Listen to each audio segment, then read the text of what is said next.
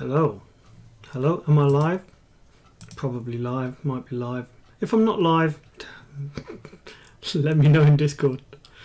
If you can't hear this, let me know in Discord. Anyway. Right, what do we got? We've got some games. Right. Night's Watch, Aloof. What do we want to watch? Stark Reign, that sounds good. Stark off, less good. Tyrell off, terrible.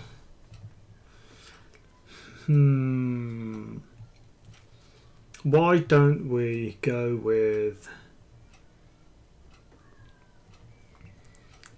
Let's go with Lucas and Firebeard. Let's see what these are.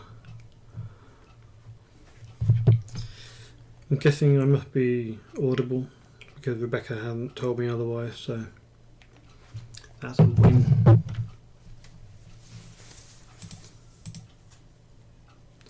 Philip Hambley, thank you. You can hear me. Superb. Stream is working. Okay, so I've also got Tyrell Assault, Stark Faith Militant. Got a lot of Stark today. Tyrell Rain, Stark Fealty. Nope. Super Doc and Alex. That could be an interesting matchup. Let's see what they play. I'm going to have to join a game imminently. Come on, guys.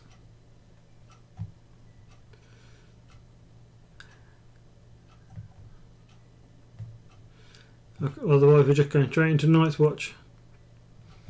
Or should we just take a punt? Should we take a punt? Let's take a punt.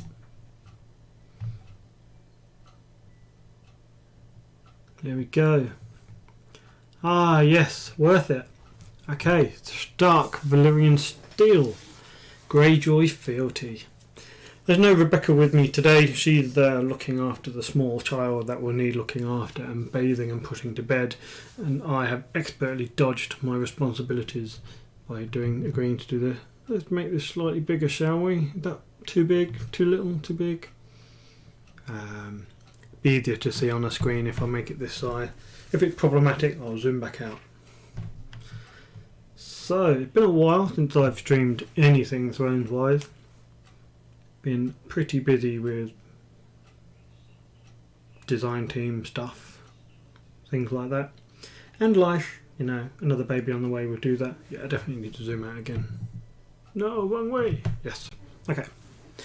Right, we have a cool setup from Dark Valyrian Steel, Rose Road, Rickon and Fact Cat. Nice setup, good, stable. Greyjoy, even better. Super Duck playing Greyjoy Fealty. I expect this to be really strong. 3 Raiders on the board, Orkmont Reaver, Eric Anvil Breaker and the Eager Dickhead. Sea Tower, Raiding Longship. Lovely setup. I wonder how many at the gates we're going to get from the start. What? Why is Rebecca mugging me off already?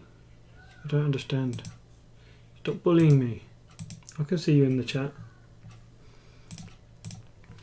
Right, yeah, so we had great haul from Stark Valyrian Steel, which does make a lot of sense. I think at the gates as an opener is fantastic when your deck size is 75 cards or even 100 cards with the long voyage, so just make that consistency of finding the economy much better.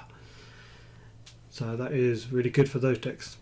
So not a surprise to see a great haul fetched, and Super Duck has gone with Bran the Builder, a staple I think in the Greyjoy deck that run Pike and Silent and then want to ride the tempo home.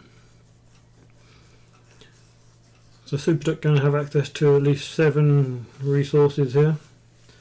Sea Tower Fealty plus the 5 gold. Will we see just one big character? Who knows? I think he could afford it,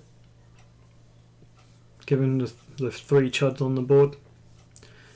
So Alex is our first player. So we have Arya with reaction triggering, card and shadows, which interesting. So we had the Great Hall used only for a cheap, unique. Not the most ideal use, but still it's fine. It's 1 for 1. It's okay. Little Bird to Rickon. Rickon actually is going to be in a challenge. So this seems fine. Alex has a duplicate on Aya for some claim soak. Nothing too drastic. But I do think the opening tempo will go to Super Duck. Alex is either going to have to kneel out going forward and doing challenges, which doesn't seem ideal. But let's see what big character comes out. Will it be Euron? Tricon Euron? Victorian leaves him a little exposed to intrigue challenges. Maybe we don't have a big character at all. Cannot afford either of them now.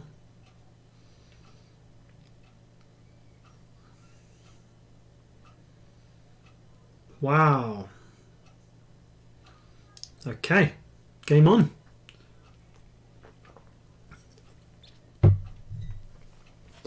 Okay, so Alex is going first. Be interesting to see if he does the intrigue with Rickon here. Just to poke a challenge through. He can win it fairly easily with Rickon, because Iron Fleet Scout doesn't actually work on the Citadel Maester dude, advisor to the Crown.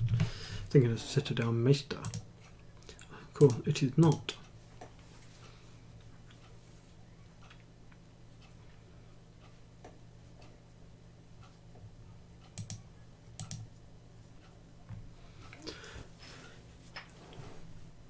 Of course, it wouldn't surprise me if Super Duck unopposed the intrigue challenge if it comes through. Super Duck will want to win 2 challenges to trigger the plot. Plenty of hand space to store 2 more locations, and will likely prioritise winning military and power. So yep, intrigue comes in from Rickon. Probably going unopposed. So that way Super Duck can hit back with an intrigue with the advisor to the Crown and kneel Fat Cat. Alex has saved a gold. Don't know if that's for the card and shadows or whether that is for, you know, some Valyrian steel trigger. So this had been redesigned to put an attachment with a printed cost of 1 into play or 0 to draw a card or gain another gold. So it could be a dire wolf attachment. It could be so many things, right? My guess would be Milk of the Poppy or something like that. That would be ideal. You wait for it to just jump it onto your Greyjoy big character that you're going to come up against. Okay, here comes Super Duck.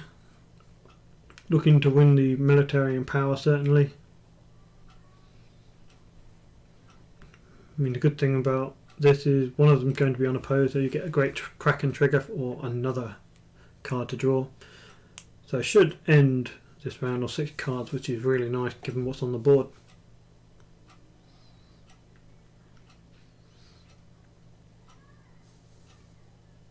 So it's interesting really to note that actually Lucas Cod was in Super Duck's hand but chose not to marshal. Instead, Super Duck decided to marshal Great Kraken and these, rather than, for example, you know, Reaver and Lucas Cod. I think that's the right choice, getting out the Great Kraken when you can get some military challenges through. Seems nice. So Alex sacked Rickon to cancel Brand the Builder, which means the Little Bird is in hand, which means there is definitely a Valyrian steel trigger in hand now.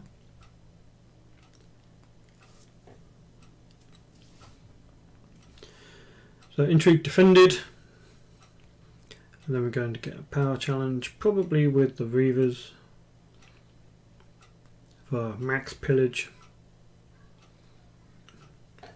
Keep the Anvil Breaker standing. Doesn't seem to be a sensible choice to kneel him at this stage. So here we go, power with both the Reavers. You go in with both because you want to maximise the pillage with both to try and turn them on earlier. Unopposed. So we're getting Brand the Builder trigger, going to get a location. I guess ideally you'd want Pike or Silence or anything. Highest cost location, yeah, there's Pike. Looks good. Great cracking draws, looks good.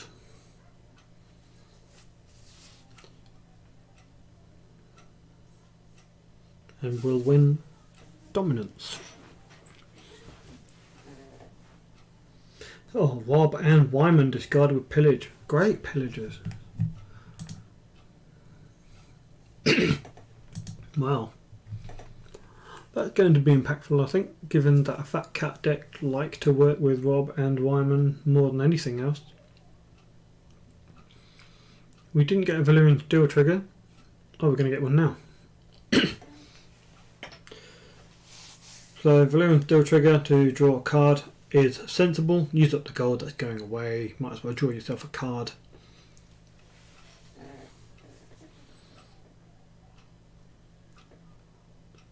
So Alex is a bit vulnerable here, especially if Super Doc can manage to go first.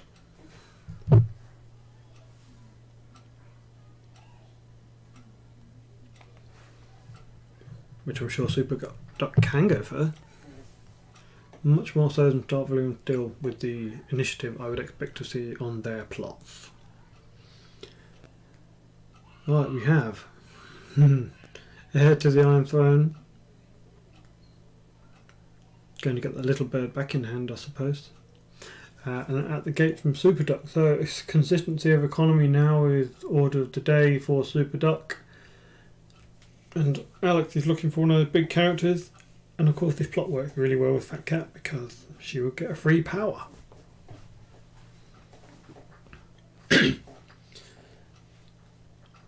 Okay, Super Duck economy is set. In fact, most of the board is set. I think they just need a big character now to start dominating challenges.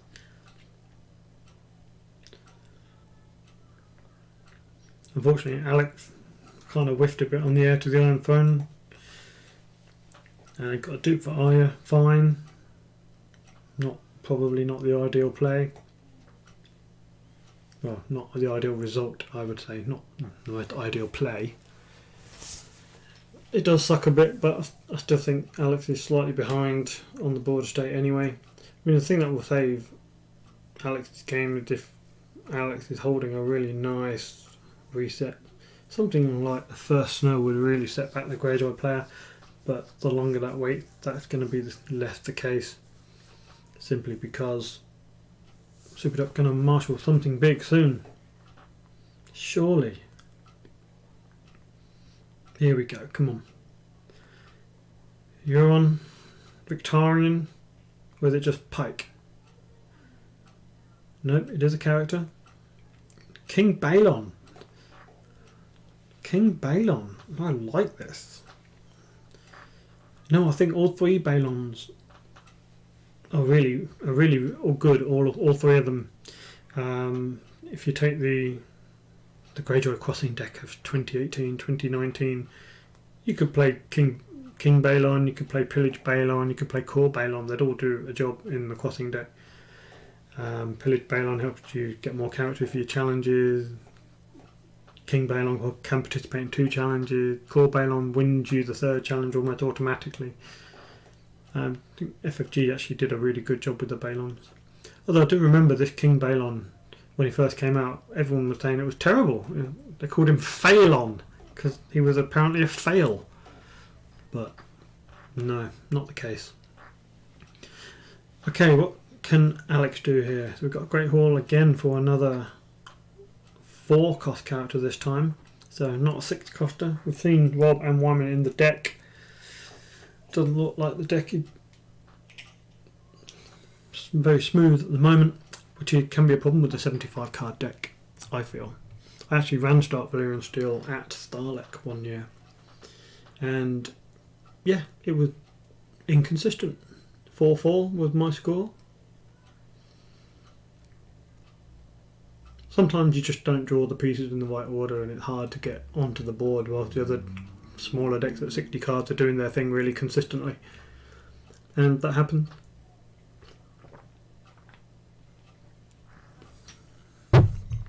Alright, challenge phase number 2.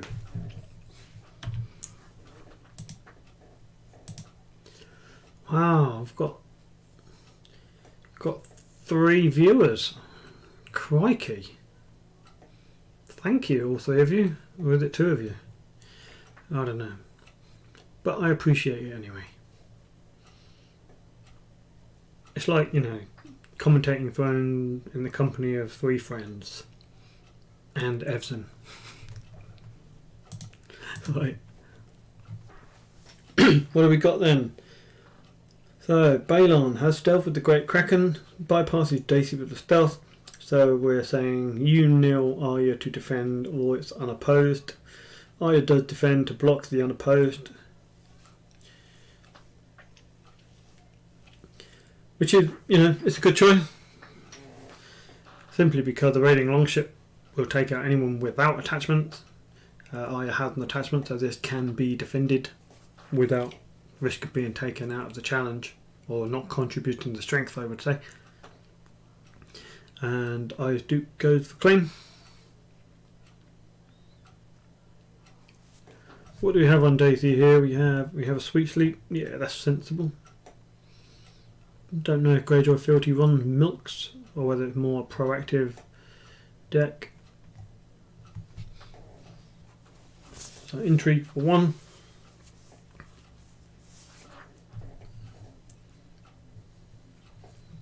Of course, this makes sense because it's going to be unopposed unless Alec defends with both, which would be something of an overcommit, I think. That said, could overcommit and win if you worry about your hand, because there's no power claim to take, but you will be giving away unopposed either way, so it's not ideal.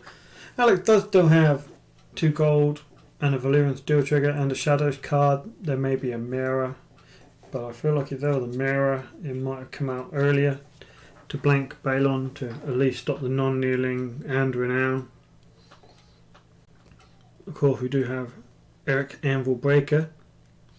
He hasn't done his intimidate thing yet. So Alex unopposed it. He wants the opportunity to hit with his own challenges. I wonder if we're going to see Anvil Breaker now. We don't quite have enough cards in the discard pile for the Orkmont Reavers to have stealth yet.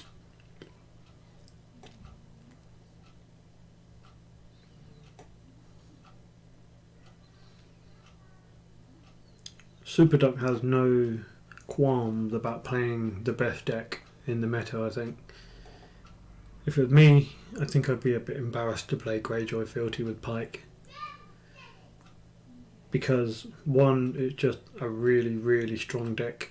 I don't learn anything about myself personally. And 2, imagine if you took this great strong deck and you didn't win. Imagine if you just went 2-2 or 1-3, it would be embarrassing. Don't put yourself in that position, guys.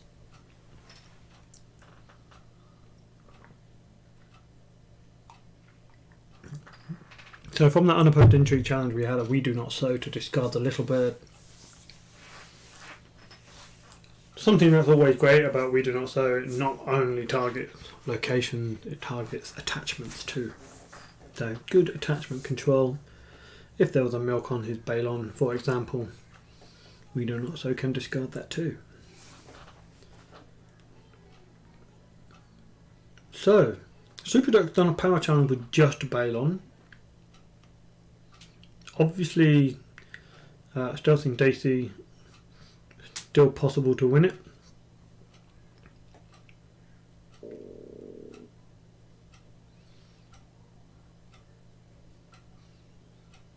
Cool, so we've got Blood of the First Men attached to Willa.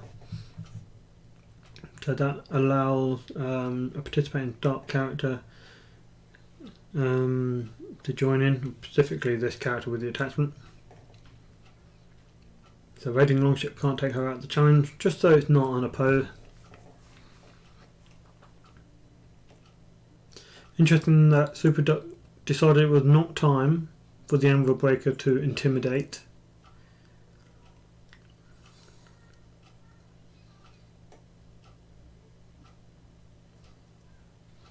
Not sure if I would have done that.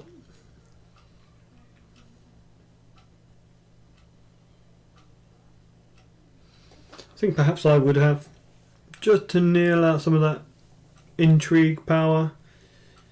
Again, if it was opposed in some way, shape or form, you kneel out whichever power icon didn't kneel, and then you're not facing an intrigue on the comeback.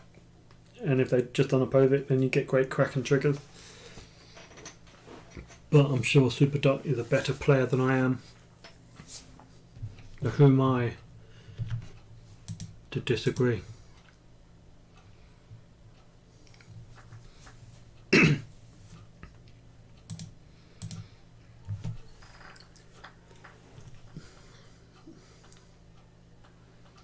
Well, we found out Alex's shadow card. Pretty nice one. Balon is pinched. That's going to be really good for Alex's tempo because Alex was in danger of falling behind slightly.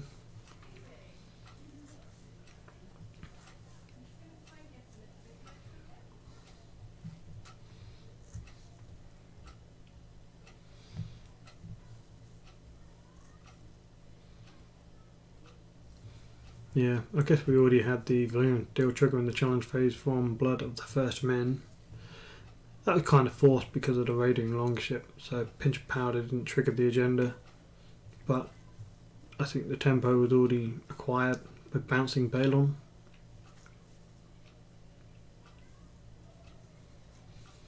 Shame Alex didn't get Balon on the subsequent intrigue claim. Oh, I can hear the baby shouting in the background. Presumably Mummy turned the television off. No wonder she has nightmares about the TV not working. Okay, plots. What are we going to see next? I predict something with higher initiative for Super Duck. And oh, we got a Wildfire from Alex. Good choice of Wildfire at this time. 7 chuds on the board. Not particularly harmful, but it does just curate things a little bit. I wonder who's going to die on Alex's side, whether it be Willa to get an attachment back, or whether it would be Arya, the one icon, but the stealth is valuable. So I think I would keep Arya and let Willa die. And Alex will probably keep a Reaver. Super Duck, sorry, will probably keep a Reaver. Maybe Eric as well. Alex is going for. Okay, so we now find out that Eric, Chud, or 2 Chuds. So the board seems much more in Alex's favour now. Alex's economy is nicely set, plenty of cards in hand. This seems like a much fairer fight. The early tempo seems to have dissipated with that pinch. That pinch didn't get rid of Balon. Could be Super Duck to straw forward. We do know Super Duck has that pike, which may have an impact soon. But hey, maybe not. Fast Eddie, a great card to play at this time. Card and Shadow, we know that's probably a pinch. And it looks like there's going to be a really strong power challenge coming through. Now, Super Duck is on the ropes.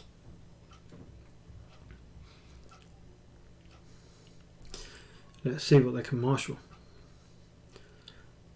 Well, Alec can put into a power challenge, 10, 7, 19. 19 power with Arya's stealth, hence why Arya stayed around. So, and of course, stealthing Super Duck's best character, which, Alex is going to win by 5 basically, unless Super Duck marshals a lot of crazy thing.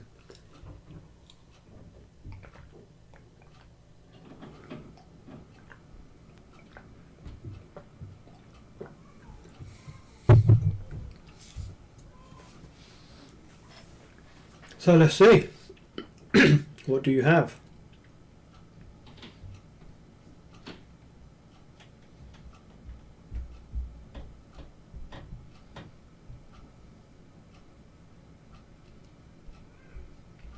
We have lots of thinking.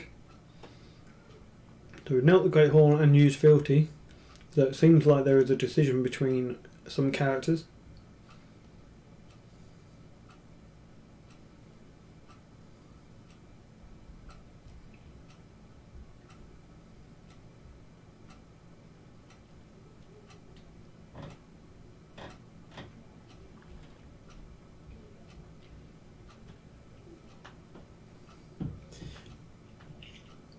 Ah, the Iron Fleet. This works out very well because they are no attachments. Assault, no attachment, and pillage. So the only thing that's going to get pinched here, if not a chud, out the Anvil Breaker, but then you don't mind that because then you can use him again. So all in all, I would say that is good. I wouldn't necessarily expect to see the Iron Fleet in a Greyjoy fealty, so I think that's a really good tool to win challenges and games with surprise card that people don't expect to see. Especially when it works out in this particular example of the no attachment keyword is going to be vital. We do have a Raider on the board as well as the Iron Fleet to trigger that reaction.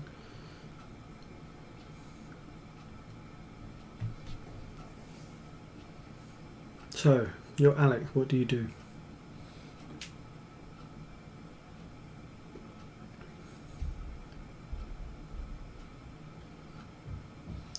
Red with Daisy. Trying to force the Iron Fleet to kneel. Either that or use the Iron Fleet Scout and Eric Anvil Breaker, running the risk there's not a strength boosting attachment to jump into play. We do have a defense with Eric. I guess he's the second most sensible option for Alex to play. Pinch on. That makes sense to kneel him. We do have the buff, so let's see if Alex has a strength buffing attachment. Such as Honor Bound. I think that will give +2 in military challenges for Daisy and it costs 1.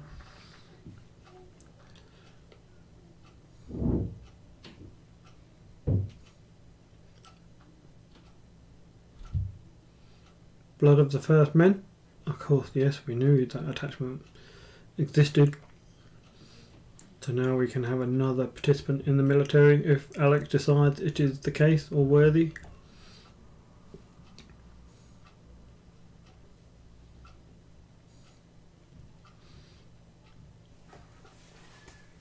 The Alex gains the gold.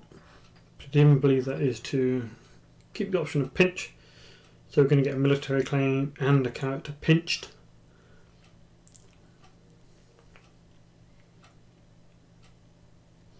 Does he claim Eric or does he claim one of the chuds? I think you claim Eric. Superdot also thinks you claim Eric. We're on the same page.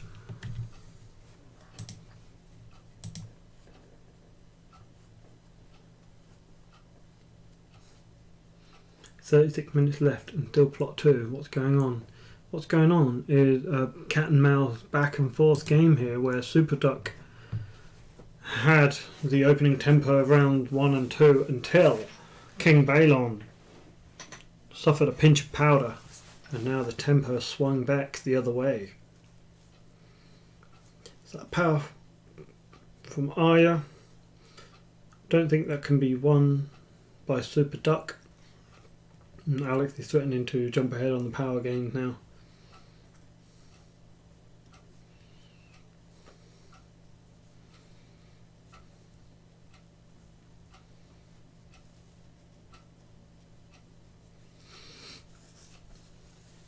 Okay, so our Super Duck friend here can win 2 of these challenges, I'm sure. That 2 brand the builder triggers. That's a couple of unopposed, of which I'm sure we'll go to power gain. Cards aren't a priority, I don't think. Keeping up in the power ace probably is. Alex having the dupes for Fat Cat and Fast Eddie in his 75 card deck is less likely but very crucial.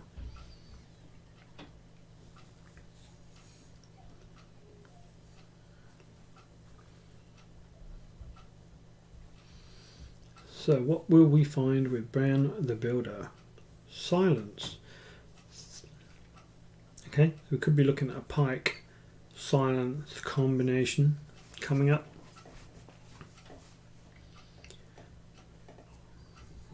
Alex is now looking a bit low in hand for cards. I would not be surprised to see the next plot be some form of draw plot. Probably not return to the field, but maybe something like that. That would be nice if Alex had some more chuds on the board. Return to the field, get some cards in hand, put some more power on Cat, put pressure on toward the end game.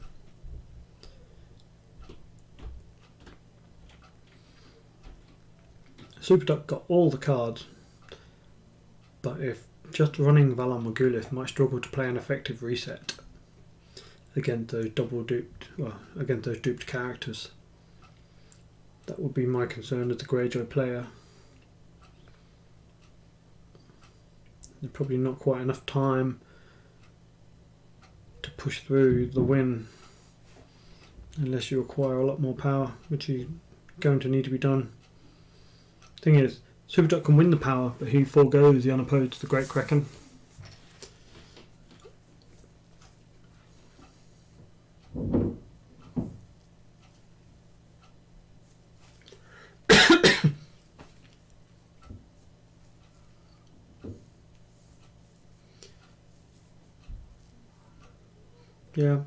Yeah, I wonder if it's better to do a military with the Iron Fleet. You get unopposed power and Great Kraken power. That boosts you to it by 2. This is still 2, but it's like you slow the game down this way, so it might be better. And take a power from the opponent and get it yourself. So, essentially the same 2 power swing, but unopposed military just speeds the game up more than I think Super Duck wants, which makes sense.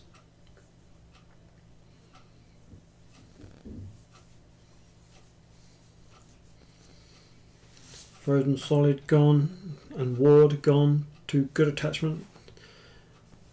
Would have been nice for Alex to see that Frozen Solid.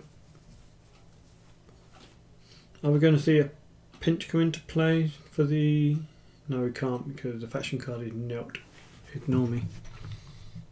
It still triggers, right? After attachment into play. Yep. So... not worth it.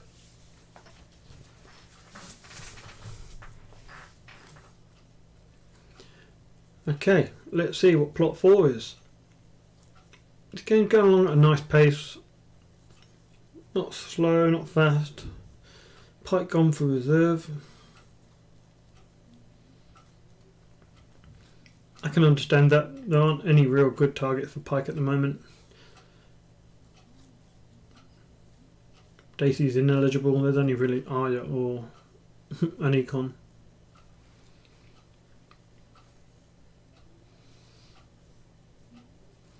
I just worry this Fast Eddie is going to run away with the game now. I'll say worry. It's not a worry. We take Westeros. The initiative is gained by the Greyjoys. Winter Festival passive power gain from Alex. Yeah, a concern with Fast Eddie and Fat Cat. That Stark can run away. So let's see what Super Duck has in their hand of 9 cards. Got plenty of economy. They've got Great Hall, Sea Tower, Fealty on top of the 5 gold. So if they have a 6 or 7 cost character in hand, that's a chud and a big character, or a big character and something else, but not silent. Unless there's Euron in hand, put silence into play. That might be an ideal scenario, and we do have an ideal scenario. We know silence is in hand.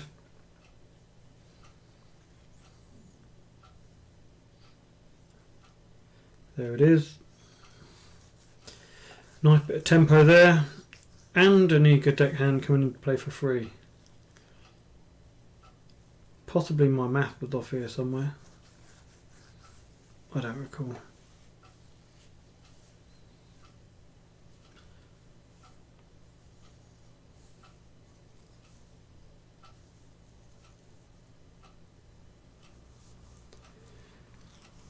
Right, so how did Euron cost 1? What am I missing here?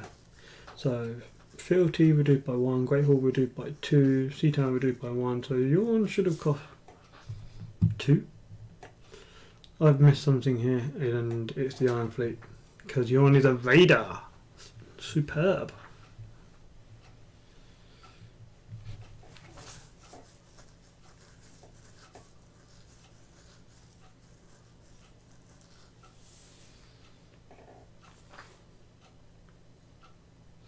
Interesting, Superduck decided not to cancel the Great Hall. Turns out it was only summer anyway.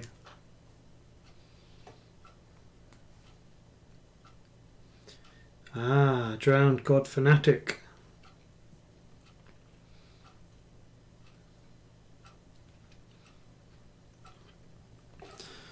So we also know that Superduck has an Iron Fleet Scout in hand, and has kept that in hand, presumably for a silent trigger to stand Euron. As first player, Euron can now get to 8 strength on his own with those boats. There is also the raiding longship, so I think I would expect Euron to go in for an intrigue challenge, but there's a very real danger that Pinch of Powder at the very least could just go onto one of Alex's own characters, so they're eligible to be declared as a defender. There's Northern Army on the board, so the Intimidate isn't as impactful as it otherwise could have been. So we do have Intrigue with Euron for 4.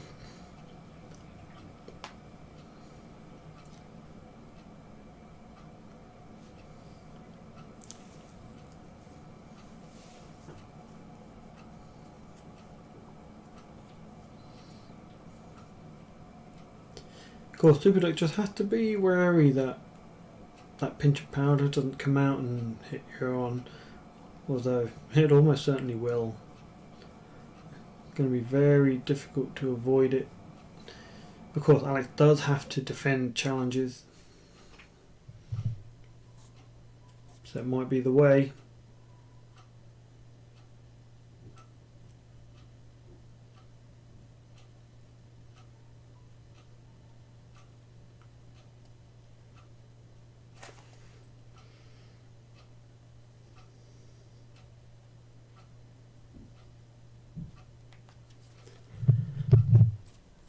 We have some thoughts. Yes, could be a critical challenge. This is definitely a critical challenge phase.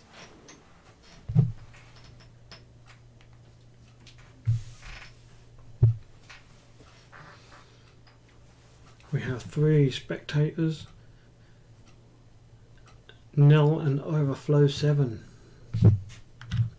Better check no one said anything on the stream actually. I don't want to ignore you guys. Oh, no one said anything. Perfect.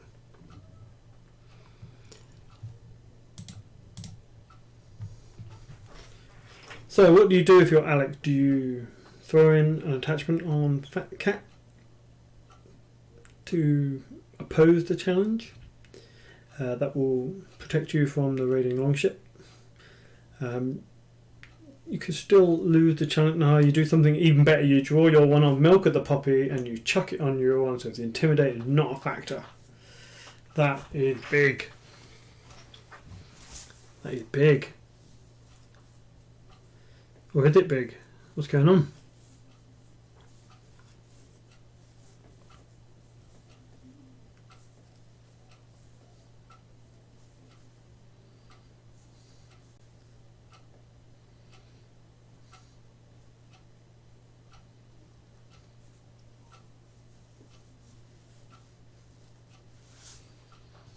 Yeah, I think that faction card should stay knelt.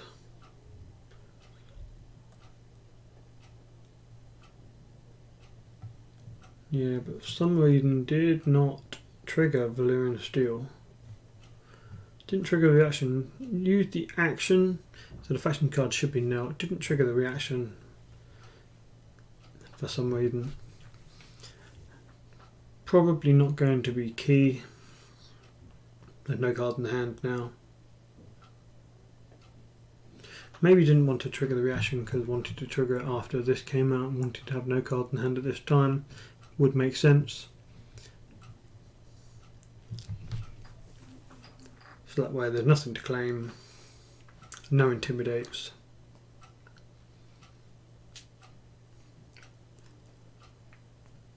I mean, a power challenge win here for Alex is potentially claim double renown with Fast Eddie.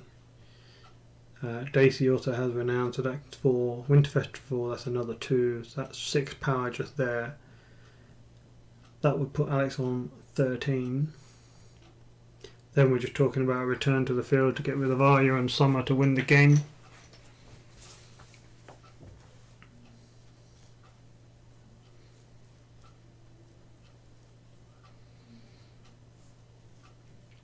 Of course, there's a power challenge on offense from Super Duck. It can be defended with Eddie and Daisy, for example. Fast Eddie can reach down with the Northern Armory and then attack as well, so can win this phase. And I think that's probably what I would do. I think I would defend with Eddie and Daisy, seeing as they have attachment. I think Muir is going to kneel the Northern Armory. Oh, not kneel it, but cancel its effects.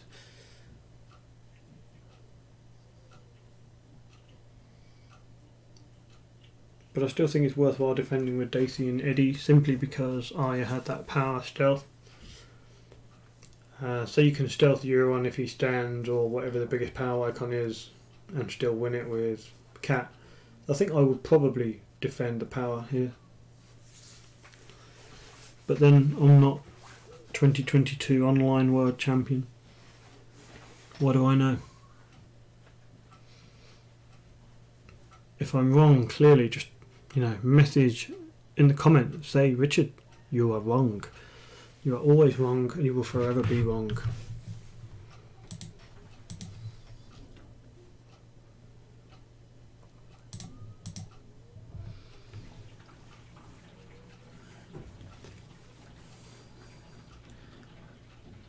Okay, we have the defense of 9.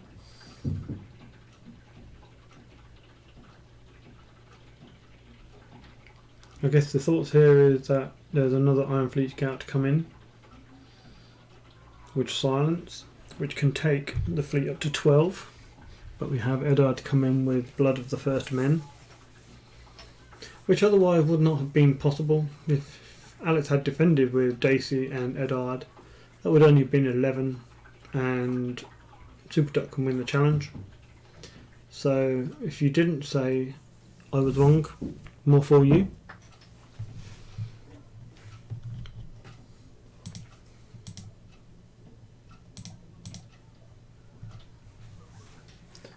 £10 for Alex, and it's looking good.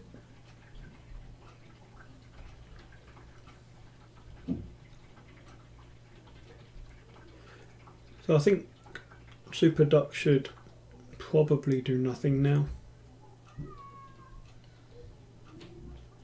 A military is only likely feeding power to Fat Cat.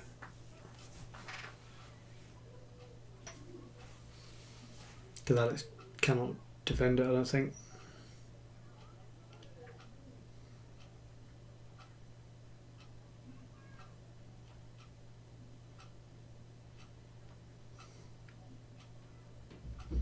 Go into the military anyway.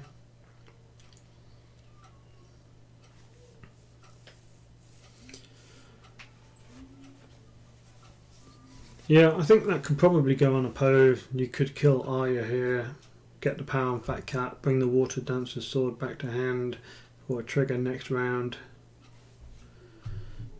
Can you jump that on your opponent's characters that are now? I think you can.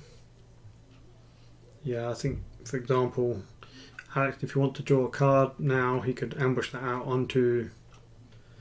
He could deck hand, draw a card.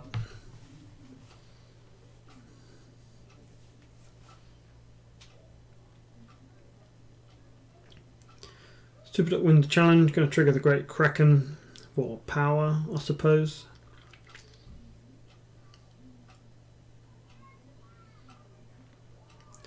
Unopposed. Haven't had the silent trigger to stand you on yet. We do know it's possible. So, yep, as we thought, Arya dies to claim, Cat gets the power, Water Dancer's sword goes back to the hand.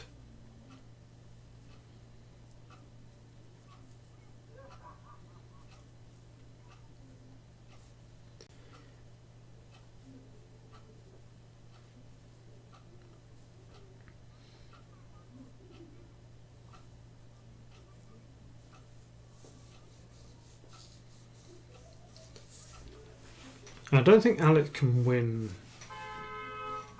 a power challenge here, because the 8 strength from Cat can be blocked with Euron, Iron Fleet Scout, Muir, and the Iron Island Fishmonger, but that does give Alex then a military with Fast Eddie and Summer, which would be enough to win the game. So I think this is over either way.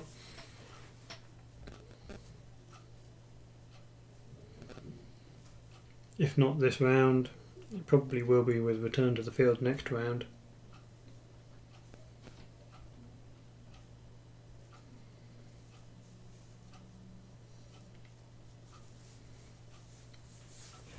So what do you do here, Super Duck? Do you defend?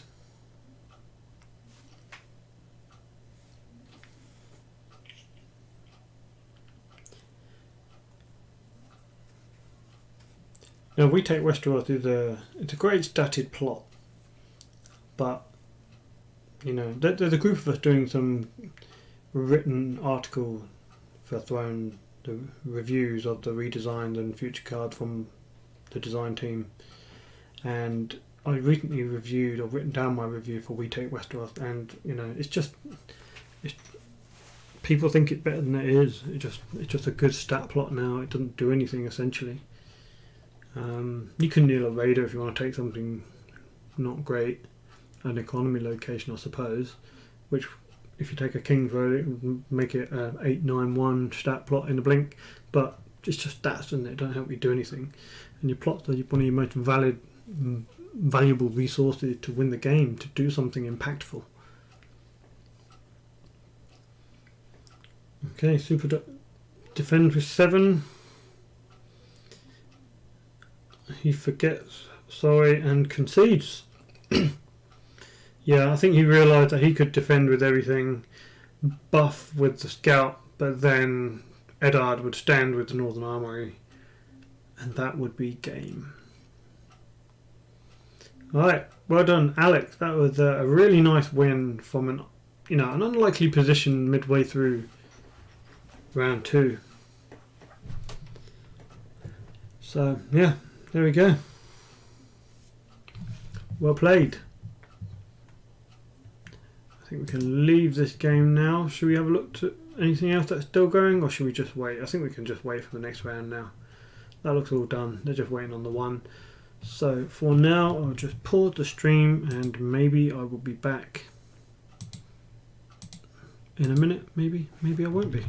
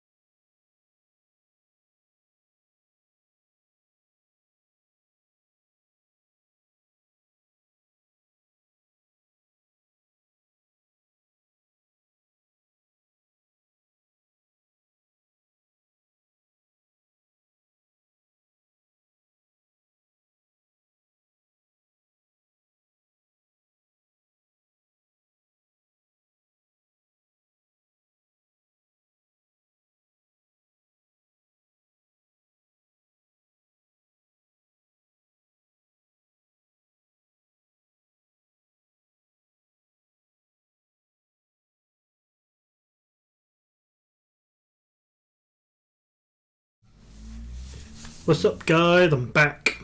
Looks like I'm doing round 2. So, okay, cool. Just in time. What shall we watch now?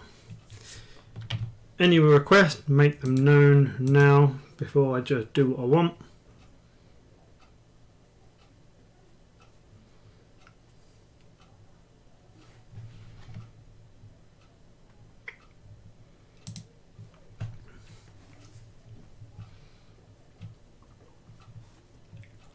So, Knife Watch Aloof against Tyrell Long Voyage. Could be interesting.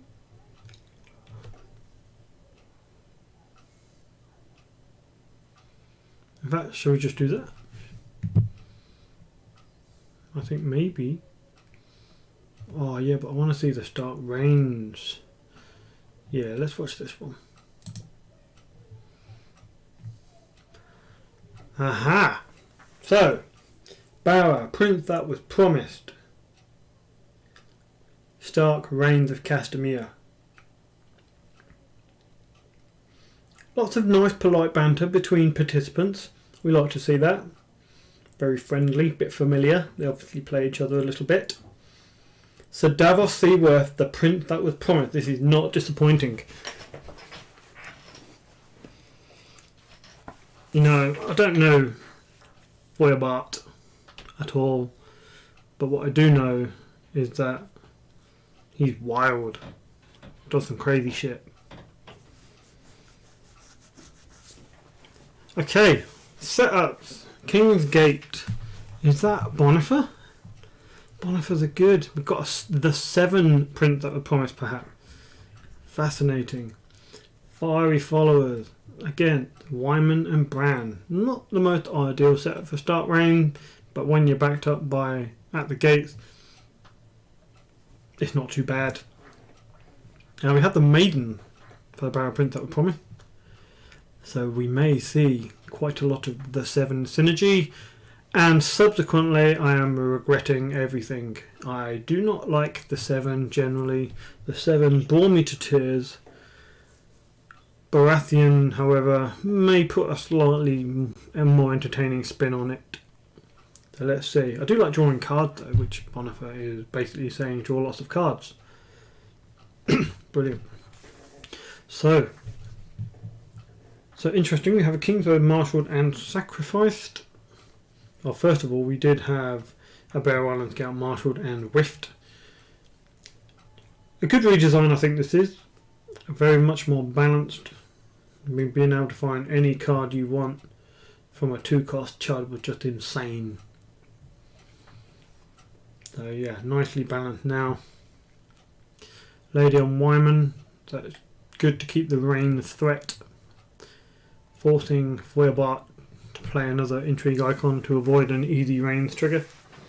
Feuerbart seems to have all the Chud, which is nice for military claim purposes. Not sure about triggering the Prince That Was Promised at this stage. Wow, all the Chuds. Do you have anything worth marshalling that's going to help you win challenges? Maybe. Aha! So this is good. Make sure Stelios Juliaris, make sure that he uses that Northern Armory earlier than he would maybe have preferred to. Also means that an easy rain trigger is now off the table. However, it does also mean that Barrow Prince That Was Promised isn't going to get a simple trigger either. So this is nicely poised. I think there's always the danger. I'm seeing it in playtest with the new cycle that's been moved to this 120 card. There are cards that are called the forks, the red fork, the green fork, and the blue fork. You get them back from the discard pile if you win a challenge by 5, and there's a lot of talk where it says, yeah, just you win challenges, you get the location back, and then you discard them again.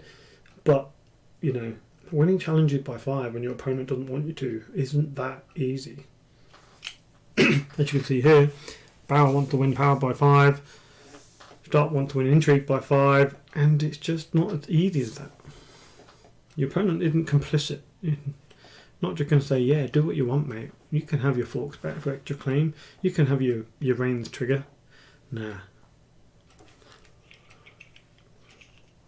Okay, so we had a military coming from Arya, which was unopposed.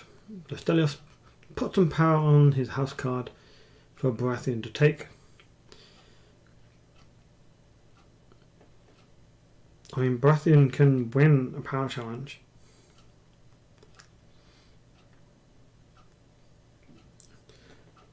Okay, so Wyman kills the Bear Island Scout to stand, which I think is a good call.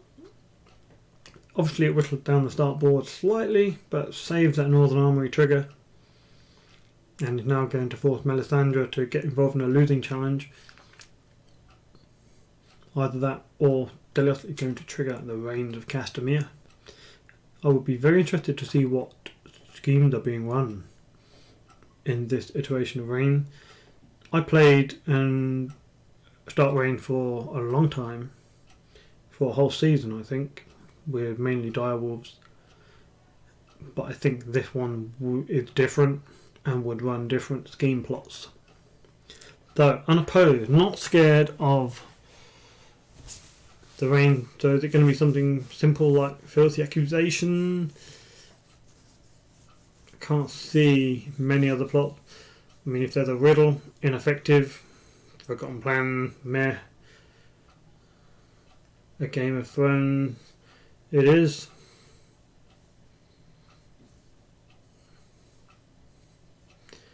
So basically Baratheon will now be locked out of challenges. Not going to win an intrigue, Wyman will defend it.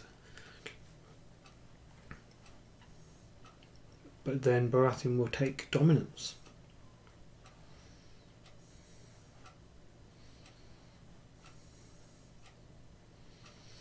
Okay, we move on. 2-1 to Stark.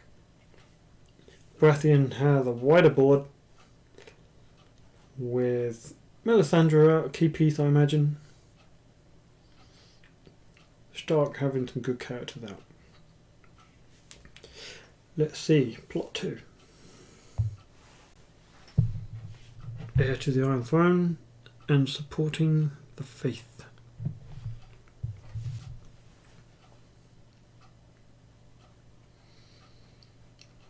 So it seems fair to swap Bran for Fast Eddie, Rob, or even just Cat.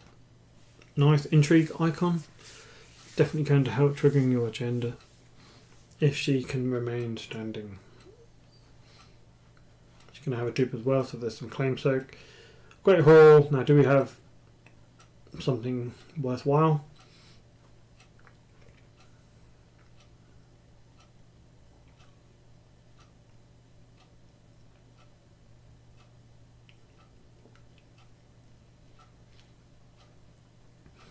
I often find that Starks do really well with their characters spread around the 2, 4 and 6 cost region. They just interlink very nicely. So the ideal play for Stelios here is to play a 6 cost character, which he has done with Fast Eddie, and then a 2 cost Chud. Another Bear Island Scout might be nice, or Bran, whatever. Or even Greywater Watch. Okay, we've got a really well duped board.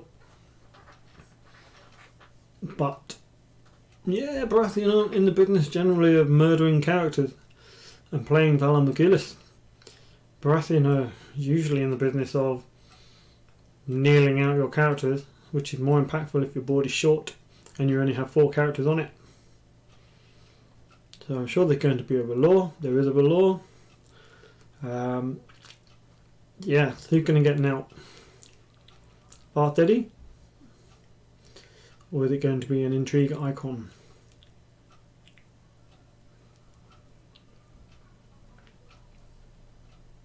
It's going to be Cat. Okay, I presume that's because of Greywater Watch. Being able to bring Cat into a challenge or Eddard into an intrigue challenge. That's going to happen either way.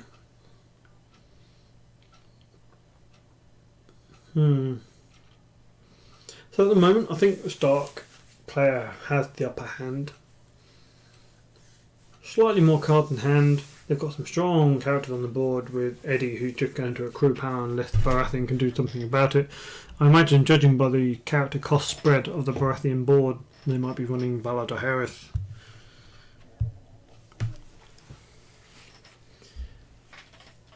Intrigue for 7. Could be 13 if Greywater Watch gets involved. So you could jump in Eddie here with the Greywater Watch, then range into the stand plot Power Behind the Throne.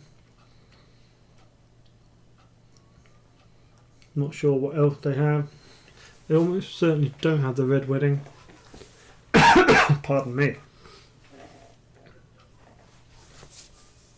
Power Behind the Throne, yep. So it means we can have double Eddie on the power challenge now. There is a power to take. However, do you really want to give Baratheon the opportunity to trigger a power challenge win by 5? Yeah, so we're not doing double fast Eddie.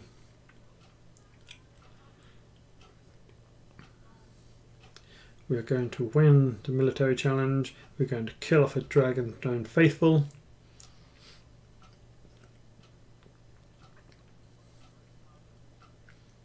And then we're going to pass challenges. Sensible. Baratheon's going to struggle to get a foothold. They've definitely got the economy. They just need more cards now. Baratheon probably will play a card draw plot next round. 2 Kingsroad will help them repopulate the board if there's a reset.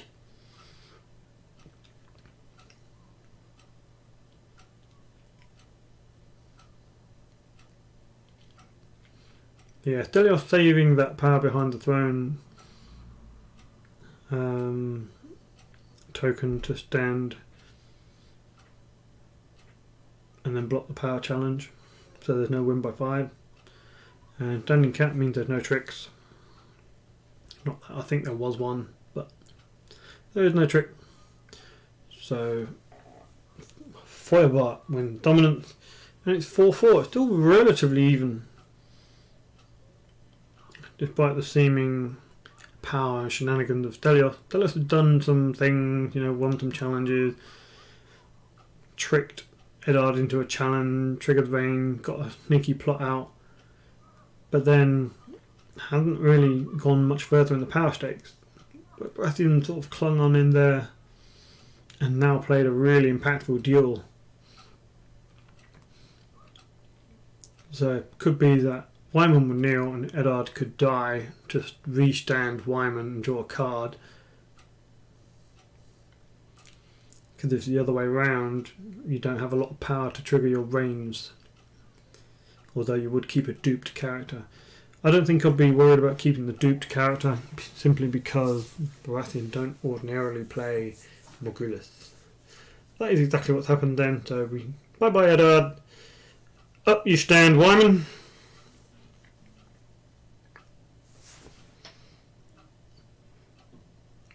God, this stream must be so boring without Rebecca. Rebecca's, we bounce off each other well, I can mock her, it's fun. Whereas on my own, it's just like, oh my god, I'm so boring, I'm just talking about the game, the game. Whereas sometimes I want to have a laugh, I want to have a joke. Oh my god, it's Septum Mordain. Is she podded or restricted still? That card is overpowered. Someone ban it. Septum Mordain, Bear Island Scout.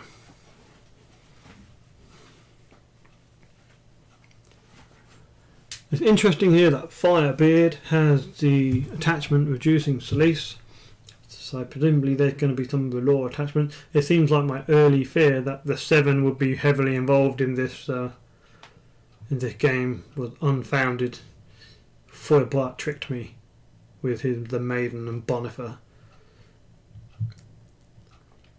Milk of the Poppy on Caitlyn, that is good, basically. What is this card? It's Savardis Egan. He's a guard, the House Arryn and Knight.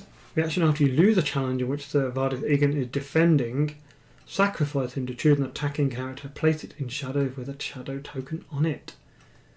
Whilst that card is in shadows, it gains shadow X. X is its printed cost. That's pretty good. Yeah, that is good. Basically says, you know, if you're a big dude, think twice about attacking me. I like it. It's a neutral card with value. Personally, I don't like playing neutral cards. I just like to play. If I'm playing Stark, I want to play Stark cards. Why would I play Savardis Egan in my Stark deck where there's so many good Stark names? Anyhow, I guess it's good for deterring the military challenges, which is what Feuerbart want to maybe do. Now, Feuerbart for power got 7, 9, a Melt Cat, 13, potentially 14, but probably 13 because Bell and Scout here to die for Wyman. So 13, and Feuerbart has only 10. So there's no real threat of the win by 5 of Baratheon still. Now, Arya does have intrigue still, but there's 4 characters with intrigue icon on Feuerbart's side, so I don't think the agendas are of primary importance now. Now it's just about winning the challenges you want to win.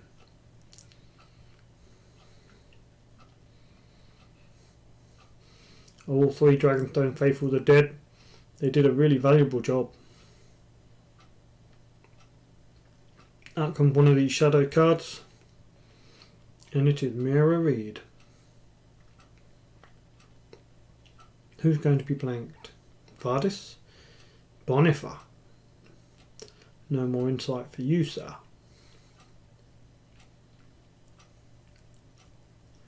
So the intrigue deals pretty good.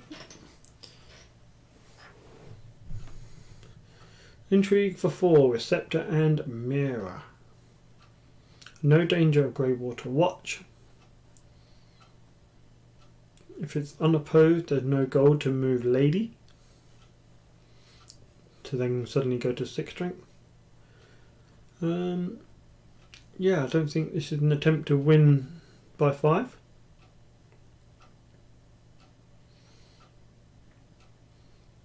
Lay Waste, nice card. I remember playtesting Lay Waste for FFG, and there was a big debate among UK playtesters and the American playtesters. UK playtesters said, yeah, it's a good card. Good card. The Americans said it was way overpowered. It should be nerfed immediately and it's going to break the game. The card is broken, they said. And they were raving about it. Turns out those people were wrong. It's not broken, it's just good. That's my story. Cool story, I think you'll agree. Really cool. Yeah. Anyway. Feuerbart going in for 10. We're going to get a Wyman trigger. We do have a Wyman trigger. Wyman draws a card. Going to block the win by 5. You know, I'm not sure Davos Seaworth is that scary, to be honest. I don't know which Davos it is. Is it Stealth Davos? The smuggler? You know? The 4 cost, 3 strength dude who keep coming back to hand? Maybe that would be a waste of the agenda, I think. Is it 6 cost Davos? Posh Davos? Lord and smuggler? Maybe. It doesn't seem very smugglery. Maybe not that one. Or is it 5 cost Davos? The one who moves power to king? No power icon. Yeah. Don't know. Maybe. Either way, let's see. We haven't seen him yet, have we? Not at all. Disappointing. So, 7-5 ends round 3. Baratheon slightly in the lead.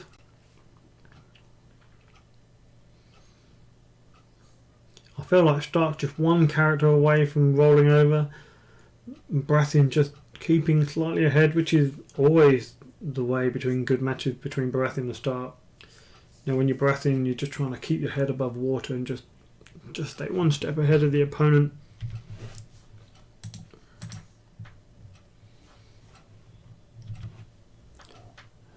Okay.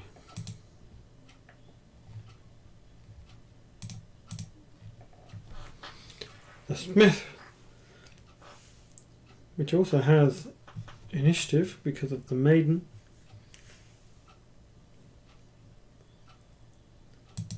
And 6 reserve 2.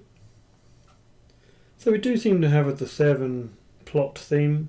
Choose an ill attachment to choose an ill location. I think there's only one attachment, and that's the milk. But the first action, kneeling of Great Hall, could be impactful. So Time for Wolves gets Grey Wind. Is it attachment? It is attachment. I love this attachment. It's really, really good. Not only does it give stealth, but if you get summon on the board, you can constantly use summon, return summon to hand, and then play it out next turn just to get some card advantage with your Chud, bring them back to hand. Mirror died, back she comes. Yeah, it's just really, really good.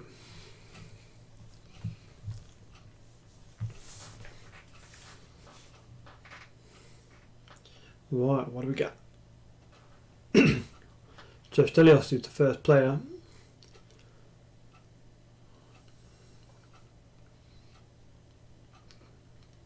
You know, that makes sense because Baratheon want to go second. They prefer to be able to control characters. It does mean that the Smith might not be so impactful. Sansa. She could have been 6 strength, but 3 dead dark characters says no. Mira comes out in marshalling to blank Melisandre. This is where Feuerbach has top decked a Scene in Flames, which will be annoying for Stark. Rose Road, Red Keep, not card you really want to see when you're sitting on loads of gold and King's Road. A Shy Priestess, probably going to Neil Aya. Power Challenge is probably the most crucial at this stage. Yep, so we have Aya Knelt. Of course, Feuerbach want to keep his Red Keep online, so that also factors into it. Stelios has 7, 11, plus 3, so 14 strength in power. Plus Greywater Watch that could come out and jump in another 3. So that could be 17 strength in power. Baratheon has 3, 7, 10, just 10 plus the Red Keep. So Stark could turn off that draw if it was just all about power challenges, but of course there are other challenges to consider. And so the dance begins.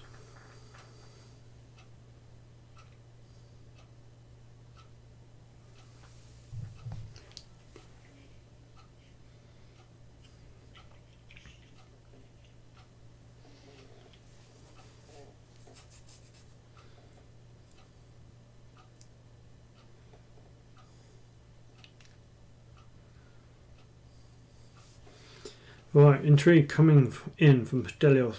Is it going to be enough to try and win with Rain? Don't forget, Greywater Watch. Great card, superb card for its deck. And this, I think, is one of its decks. Anything that wants to win by 5, Greywater Watch is a great card for. Or something that really wants to bring Cat into a challenge if Cat wasn't milked. So Sander has Renown now. And we're going to see a Rain trigger, I think. Who's coming in? Cat.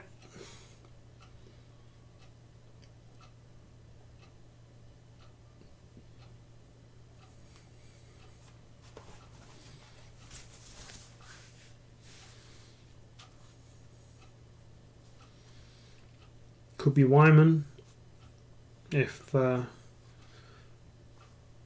Stelios want to kill Mira. Nope, it is Catelyn. Right, we have Rains. What do we have? So the usual suspects like Forgotten Plan, Riddle, not great. Pointy End, going to discard each duplicate and power from Melisandre. Okay, it got rid of a dupe. Fine. Weaken Baratheon to potential reset.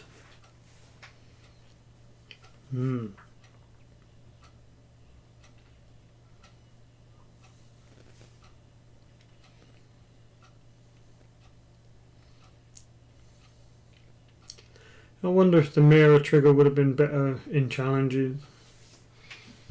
I don't know. I guess Stelios wanted the stealth, but he could have obviously cancelled Melisandre's trigger with Grey Wind.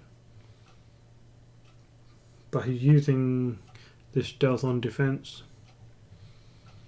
Yeah, not sure.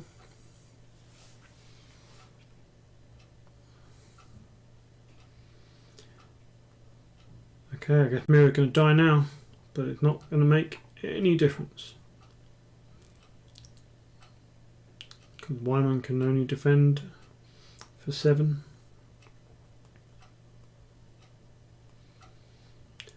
There's nothing, I think. Greywater Watch, you have to bring in a character that... Right, we have Davos. Which one? It is the 7 Davos. Of course it is. We haven't seen any kings yet for Davos to do his thing for. I think this is definitely more of a fun idea than a super duper competitive, I'm going to destroy everything, I'm going to win the Starlek Barra Prince deck. But then I do not presume to know the mind of Firebeard, who also drew cards with a red keep.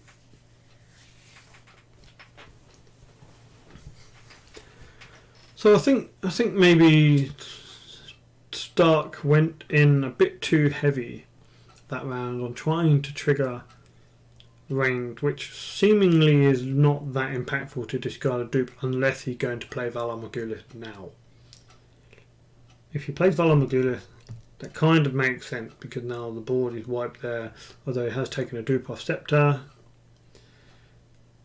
And there's a lot of effort, 3 characters knelt to try and trigger that rain, when it may have been better to just win power challenges on offense and defense.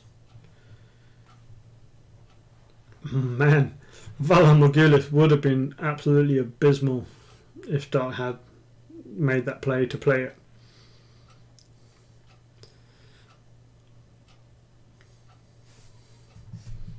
Absolutely abysmal.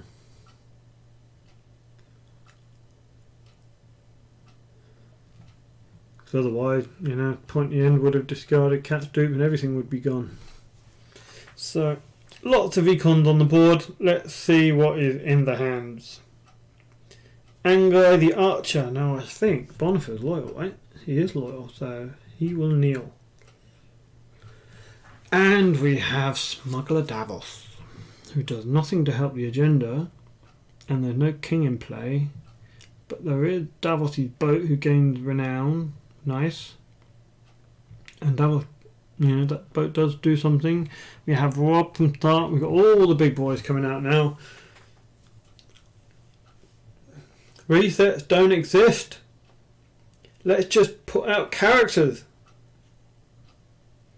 Yeah. Honestly, when I saw Barra Prince, I expected some big power icons. I expected Stannis, Robert, Richard Horpe, characters like that. Maybe even Barristan Selmy. And what we've got is Boniface and Melisandre as the strongest power icon. Okay, we're going for a military challenge, which could be unopposed. It can be won by Stelios. He can defend with Arya and then use the plot to bring in Rob and trigger last half.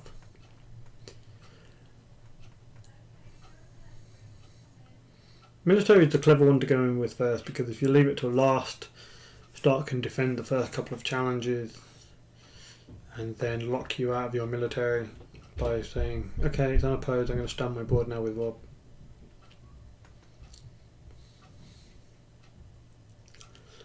That time for Wolves for Stelios really didn't amount to much in the end, with Grey Wind stealth wasn't really impactful because it was used on defense last round and the ability wasn't used.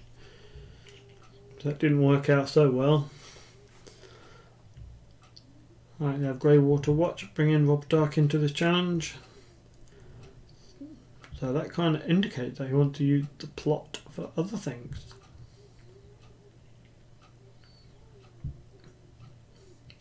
Probably to trigger range again.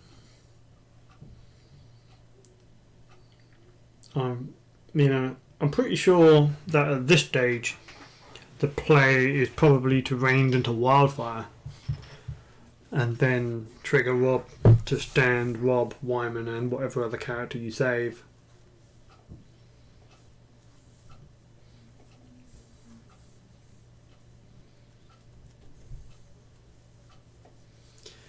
Black Betha triggers. See, this is so cool. I don't think I've ever seen Black Betha trigger on a stream. This is like magical Christmas land.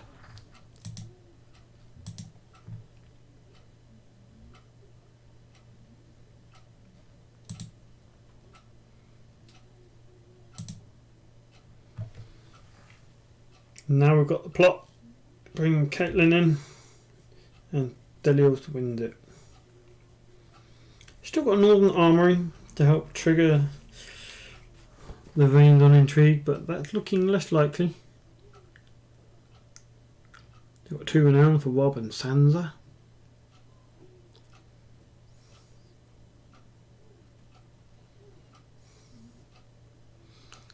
No more uses of the plot, so yeah, there is no more rain unless Wyman stands.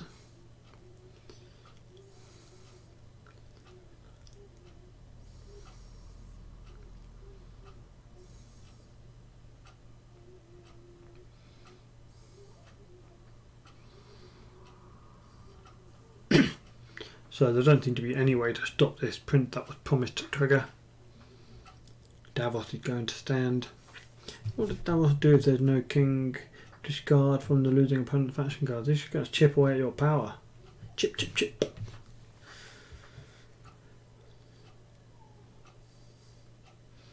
There we go, here's the board. Boom. It's almost like I forgot Wyman had changed.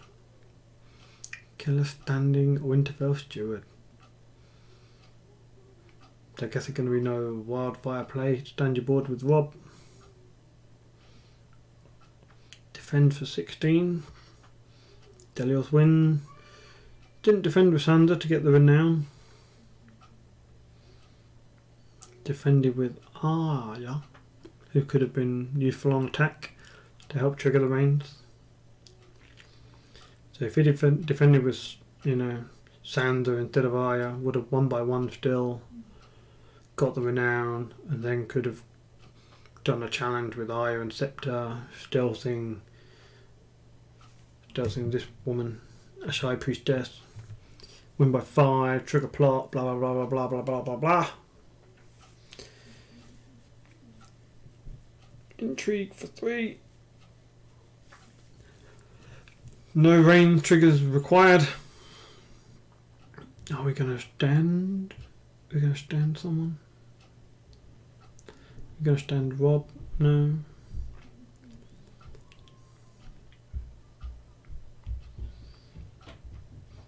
Unopposed, claim, renown. Rob could be unopposed, renown. But then, maybe not that. You don't do the military with Rob. You maybe do it with Arya if you really want to win a military. There we go. We're about win Dom, and it's 11-10. This is probably going to be the last round, unless there's some sort of mass reset, everything disappears.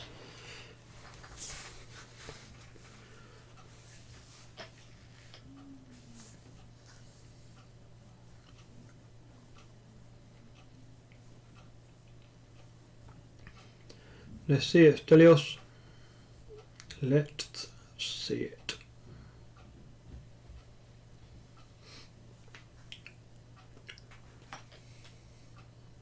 Stelios has 6 power of his 11 on the board. And we have the counter to the reset. Foy going first. This is the power of the maiden. Gave Valar Harris initiative over return to the fields.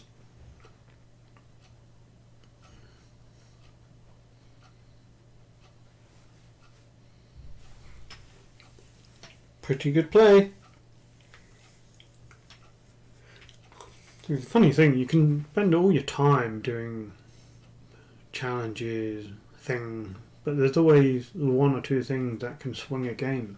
In the last game we saw that a pinch of powder on King Balon swung the entire game. Challenges happened there and there, but that was the one thing that changed the whole landscape of what happened. And this is the kind of thing that can do similar for Baratheon. And I would say that would be the case if Feuerbart had cards in hand. I don't think it is the case. Simply because Delius still has good characters on the board. Lots of power on the board still. And an extra card. Unless Feuerbart top decked a big blue icon, I think it's going to be difficult.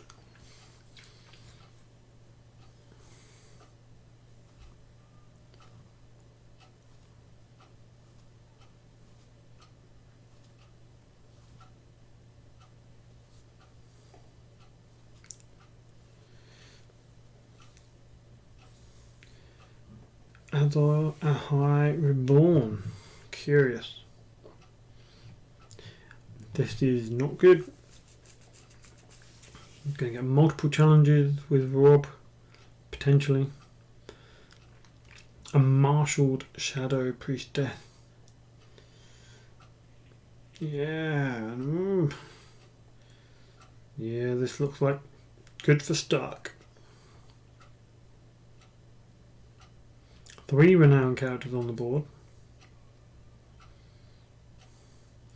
A Northern Army just stand one of them.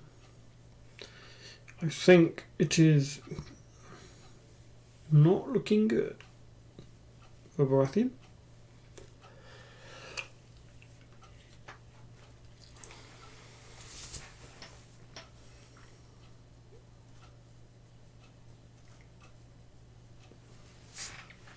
I think it's a really good change made on the Iron Throne that spectators don't come in on the main screen here. They just sort of appear at the top and they don't clog up the feed, which is one of the most annoying things about playing online. You just see the feed clogged up and it distracts you. So it's an intrigue from Davos, who is seeking to discard a power from Delios' house card. I don't think that's too much of a concern.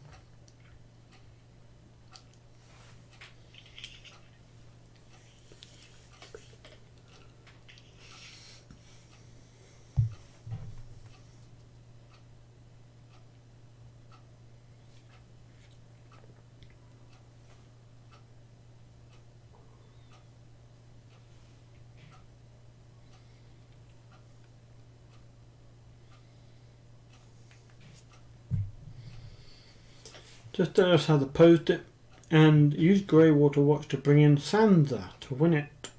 Is it win? I don't think it is a win.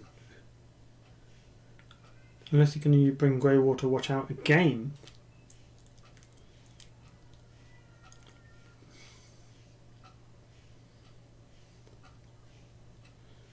Yeah, I think you're right, Feuerbart.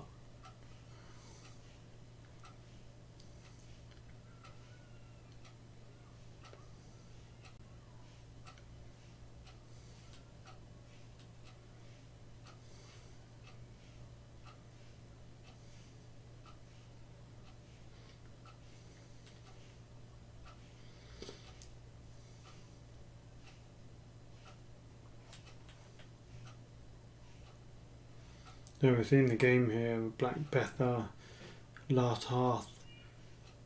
I'm pretty sure Greywater Watch could be triggered again. I mean, there's the edge case where you could jump in Rob perhaps.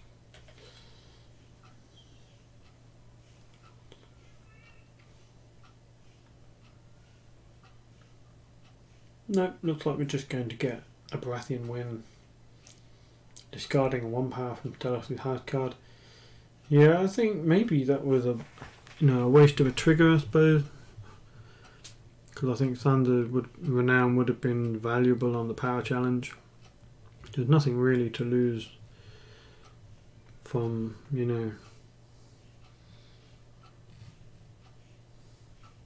from discarding a power. I think I probably would have saved Sender.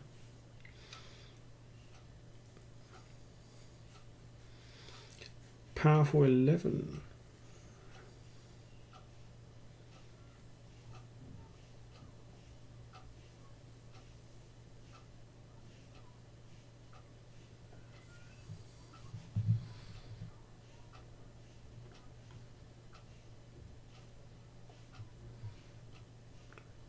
Hey, wait, what?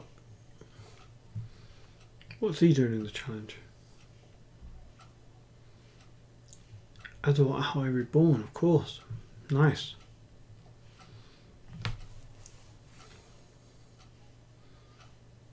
So Sander's going to stand. Now we're going to defend with everything in this power challenge, I imagine.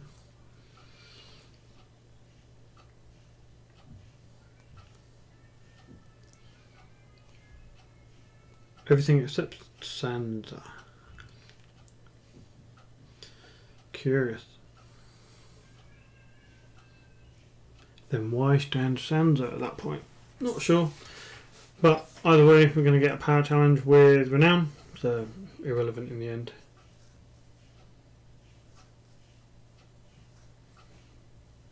And I think this is almost it. It's 14 to 10.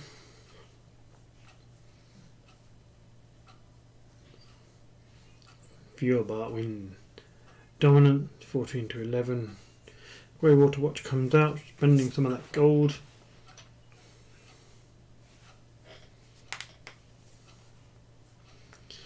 Close Call and the Warrior.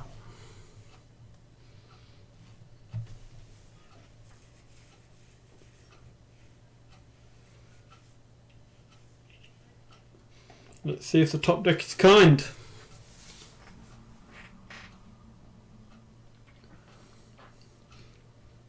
Well, he plays on. Bonifer. Sell Sales with 2 bestow. So Sell Sales is interesting because it can stand Black Bether. And if there's plenty of kneeling counters over here, at the time of triggering, it can be triggered multiple times. Very good. Spicy, I like it. I don't think it's going to save him. Damn. I agree, damn.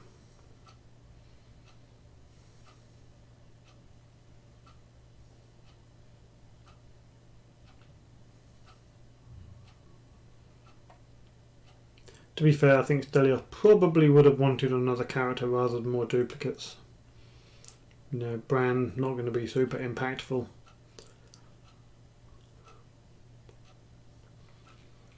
I think the play here is you just unoppose everything except the power challenge and then win power on defense.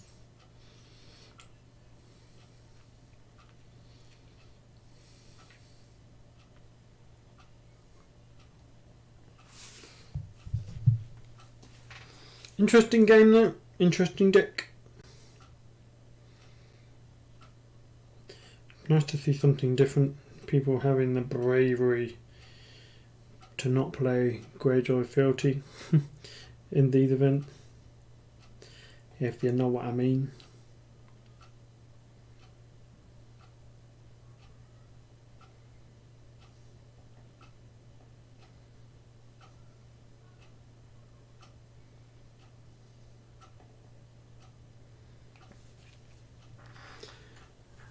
So either nothing's going on or my screen has frozen.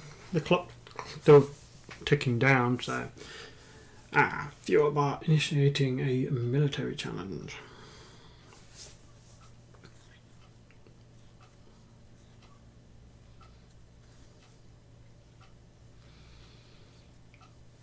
Okay, military with everything.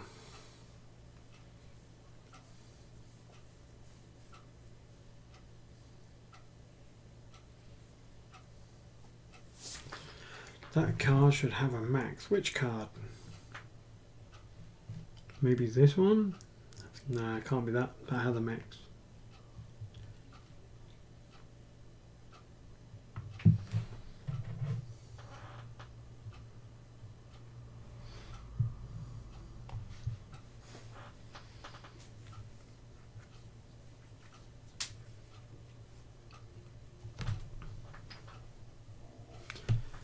To be fair, I also think Grey Water Watch is overpowered above the curve. Being able to, you know, kneel a character, have it participate, not needing the icons or anything, that does seem good, but the best thing about it is it just keeps coming back.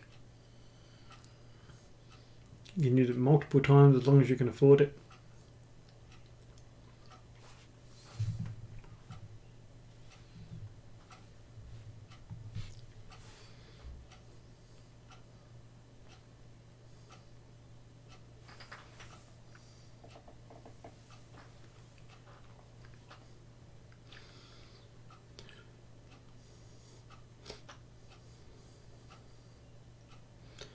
So military. Alright, let's look at this then. So we can have, I can just pull anyone into a challenge, right? So military for 13, they can be defended for 2, 7, 13. Yeah, they can be defended by Delios if you just want to win. So I think this is game over. I'm going to go and say good night to my child because she's going to go to sleep soon. Not sure why there's such a delay here, but I'm just going to call it there because it seemed to be delayed for no reason. So in a bit, might be back for the third round. If so, I'll see you then.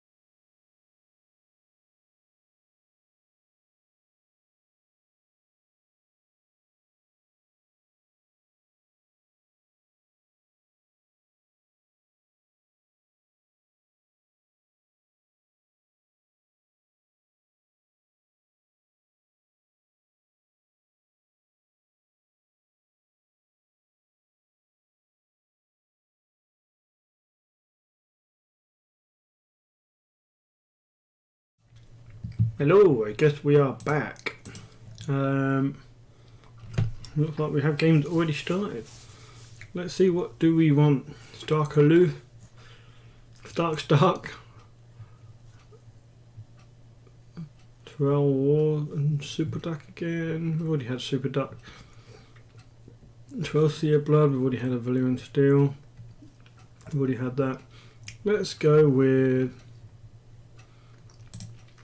this one. Right, what do we have? Looks like we've had setups, we've had some marshallings. Nice, okay. Late Summer Feast, Darkaloo. We've got the Crag, tasty. Crag with King Rob. Yeah, I think we made a good choice here. So we've seen a lot of Stark today, to be fair. And if you like Stark, great. If you don't like Stark, not so great. But it looks like we've got a Darkaloo, but all the Chud version and one big. And Tyrell Long Voyage. I do like the Long Voyage as an agenda. And of course, as I mentioned earlier, we do like At the Gates for the massive deck for a bit of consistency. High Tower would definitely help with this, gaining even more gold. So we've got Mates 97 again, Bathos, who I know is.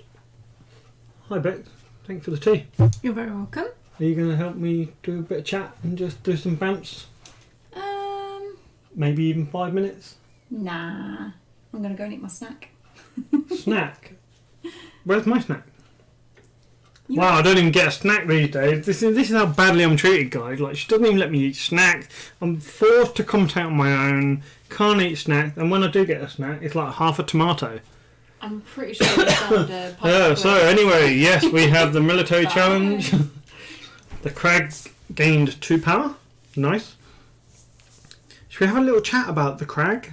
Good card, 2 core. Echoes the Siege of Winterfell from 1st edition.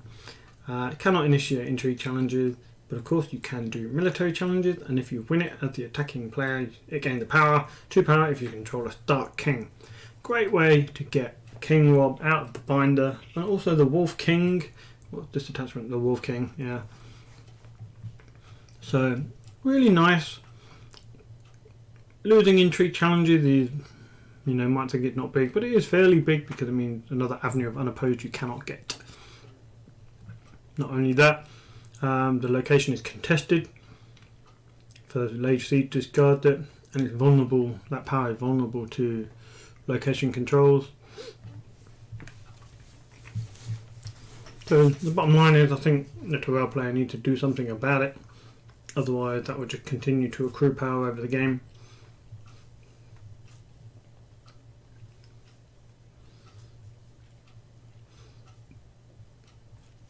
So we have a power challenge done with strength 7. I think that was just to confirm a win to get the renown on Rob. But I'm not sure that the Terrell player would have opposed it anyway.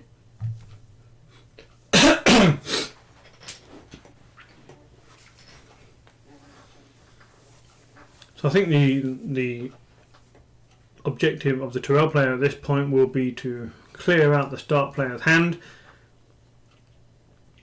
and maybe reset the board and win with your own advantage. You've got Tinder Marge there, so you assume there must be a wildfire.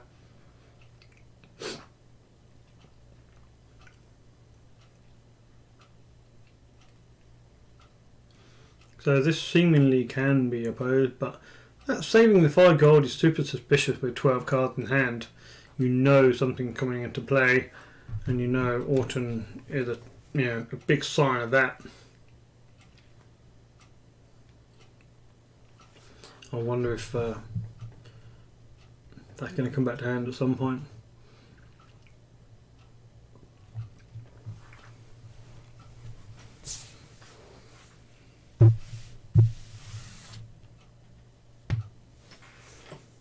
So we have defending for 6, and now we have the event.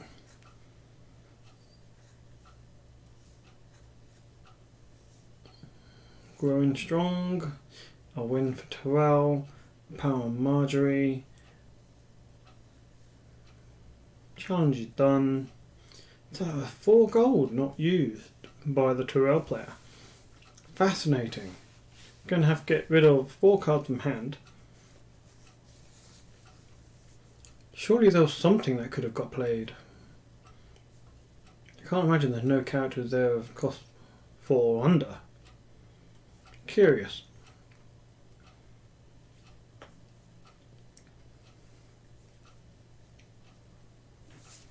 Maybe I missed something earlier in the game, I don't know. There was a Garland who died, fine.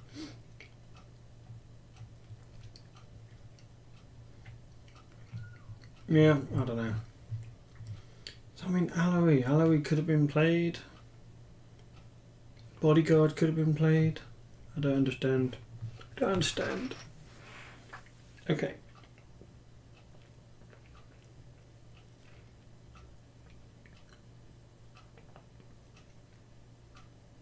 Really don't understand. What?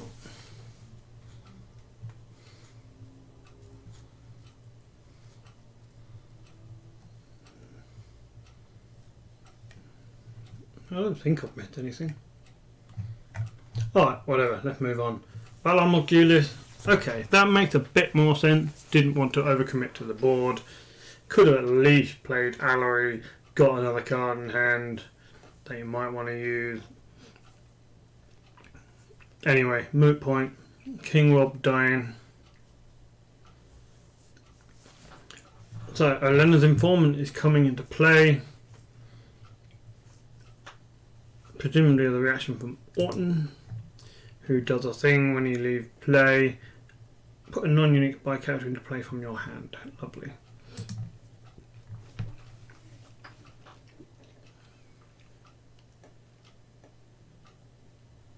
The Terrell is not going to get a lot of characters on the board. Spike gold, so presumably there's something that's going to soak a military claim, providing Sophie can put something on the board.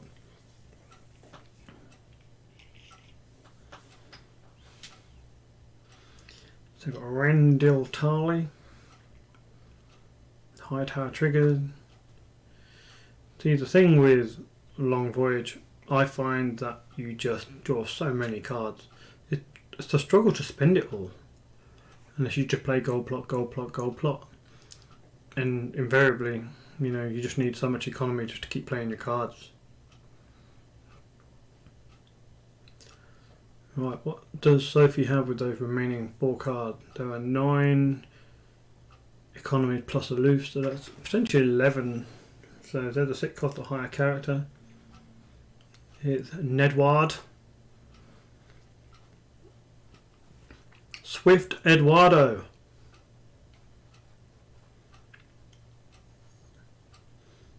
Now can that 5 gold put something out?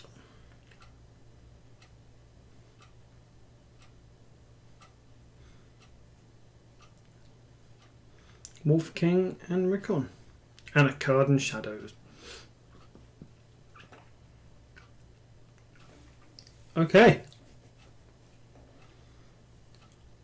Well, a Mates 97 has no claim. Makes sense to get some unopposed. Farm some unopposed power. Your opponent's going to take the bodyguard of Randall with the military. Going to get 2 power on the Craig.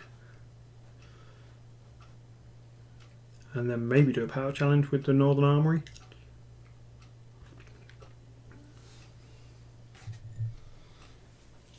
Depends how quickly they want to try and rush.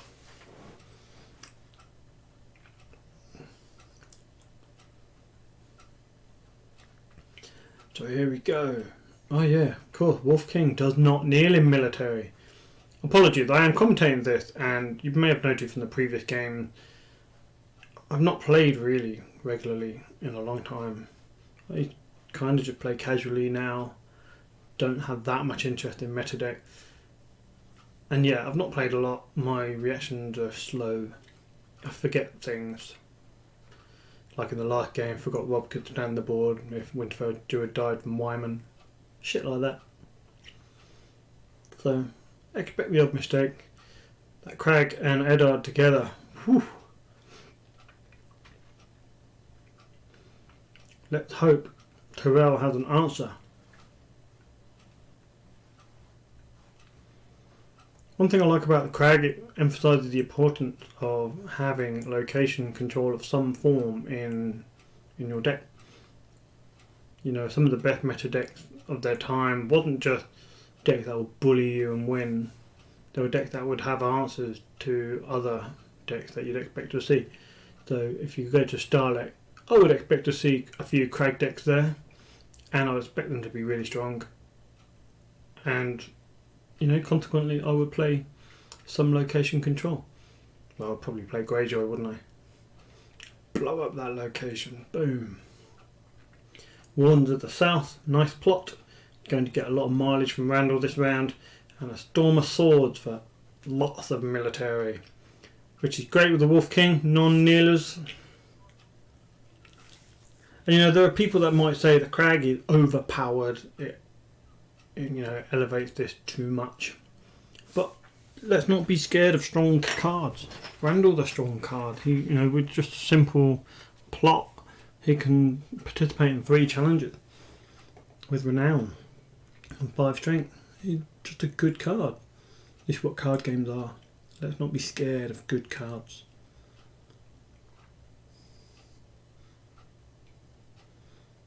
So nothing from Sophie there. That card and shadow might be doing some work. Tyrell have an opportunity now to come back, because it doesn't look like Stark can push through a military easily.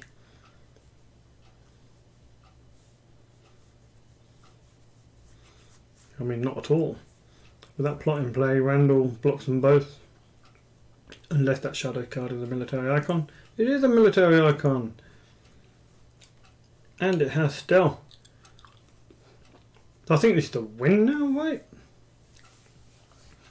So you do military with Ned and Mira stealthing Renly. And then you Northern Armory Mira and do another military, and then you win the game. Now, it sounds easy, but there is 3 gold in the 2L player's hand.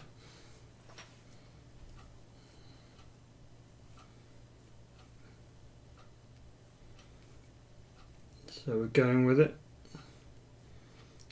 Stealthing Renly. Military for 7.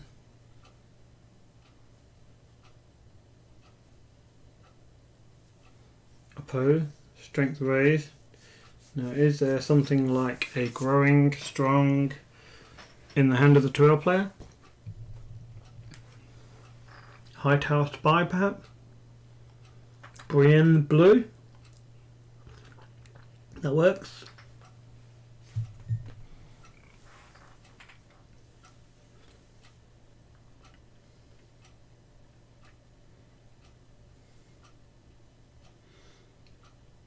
I mean, unfortunately, I think Stark still win on the next challenge.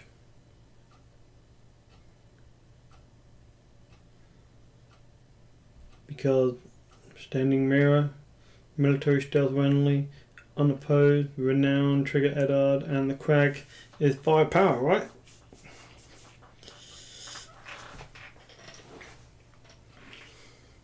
Mira, game winning. Unless there's something new with that 2 gold. Oh no!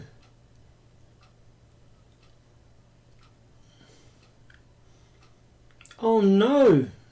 I thought this was a game win. Stand Mirror with the armory, do a military, second military, stealth.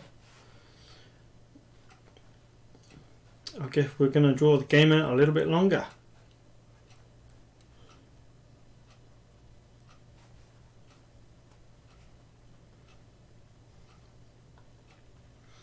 So I think I was right in sequencing that challenge there. Stand Mirror, going with Mirror and Eddard, Delph Renly, unopposed, 2 power for the Crag. Yeah, I think that was game. But we're going to go on a little while longer. Now we have Olenna's Informant, Renly's Ride, Yeah, so, you know, I hope Sophie doesn't grab defeat from the jaws of victory in the end.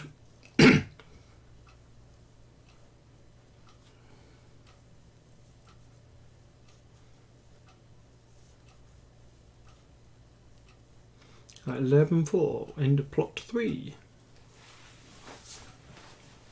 We go for another.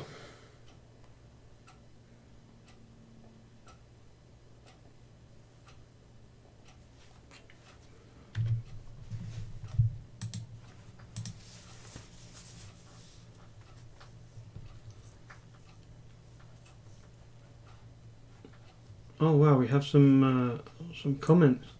They've always been slow. Who's always been slow, Callum? Yes, Thrones Live. Is that you, Magnus? Yeah, it's a disaster, right? Oh no. Yeah, Callum, who's always been slow? What are you talking about?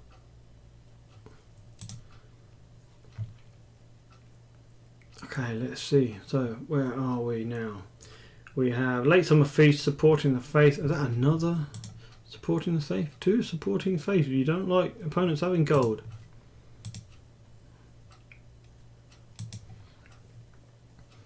Terrell's really going to make a fist of it now. Going to be hard for Stark to pull out a victory unless something good is top decks. An impactful 6 cost or more character. Instead, we've got a Tumblestone Knight. That's not going to do it. I think Tyrell could feasibly claw back ground.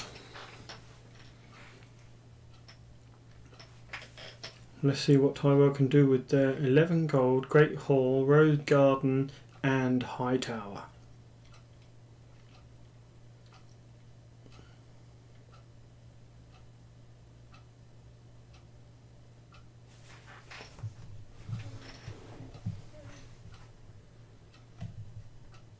Nice.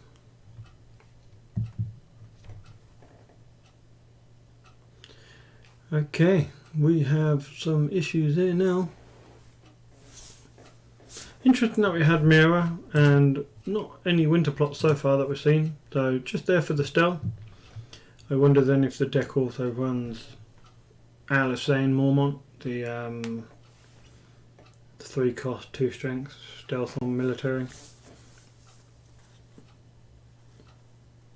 Oh, Rickon sacked to to cancel Allery. Ouch. They're not even using the Great Hall for this shit. He's just like, fuck this. Great Hall? Whatever. Don't need it. Gonna spend all my gold. Now that's what Long Voyage does. Lots of cards. Just need to find a way to spend it.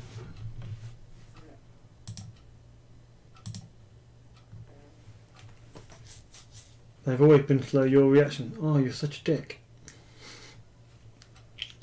Such a dick.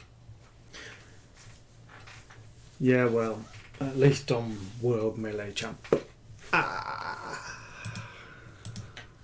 Living in the past. Right, we've got military coming in. For all of this marshalling, the Tyrell player doesn't really have a lot of military icons, but does have good military icons. I think this will be defended. It is defended. Not well enough to trigger the Manda. I mean, the Long Voyage gives you loads of cards. High Tower also gives you cards, but that's not enough for Mr. I Like Cards, because the Manda, shit as it is, still gets played because he needs more cards. Great. So we're seeing a Renown Feast here. I think it's, unless Stark play the reset pretty soon, this is going to spiral out of control. Tyrell look like they're onto a winner. Some decks just burst. They go out too early, they crash and burn. Looks like the Star one doesn't have any fuel in the tank. It doesn't seem to have, or have drawn its card draw at this point. Maybe they're the plot. Yeah, these are all, plots that gets you more mileage out of your crag, plots that stop the opponent from doing shit, plots that puts your card on the board. You're going to need some draw and a reset. Power for 8. Yeah, this isn't going to go well. I'm going to get Randall to defend it. Chuck a card away. Trigger Randall, stand him.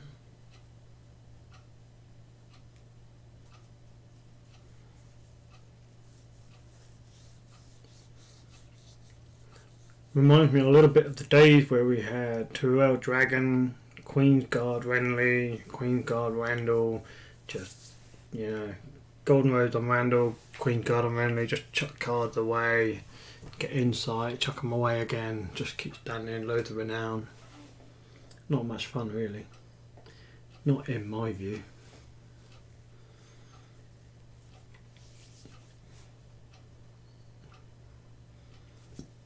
So we did have a Bran.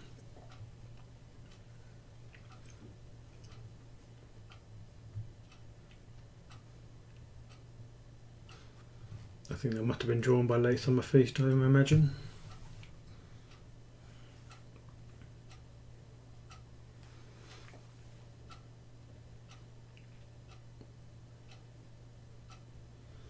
So we're just farming renown here.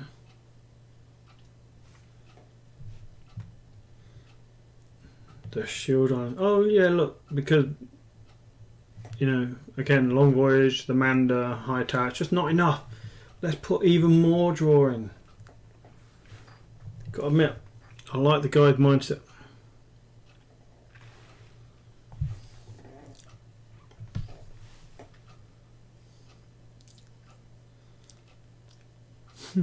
Yeah, just Randall just doing all this heavy lifting now. Do you think Sophie's forgotten she's got a Northern Armoury that does things?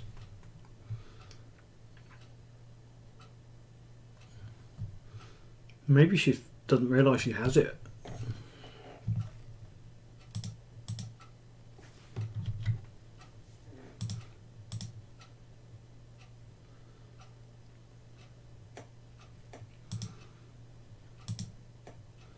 Oh, I almost don't want to watch this. This is just painful. I don't like playing against Tyrell because they just have all these bullshit big characters that just get renown and I'm doing all this renown. I've got massive boards, and when you reset me, I've got massive money and I can put more massive characters on my massive board.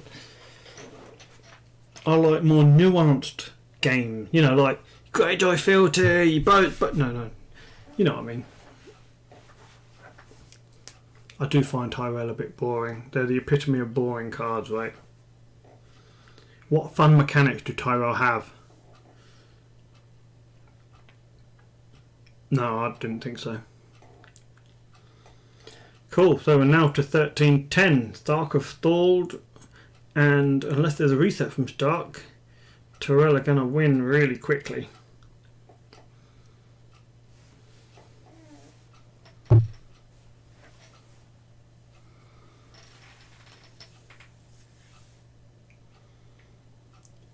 There is kind of a reset.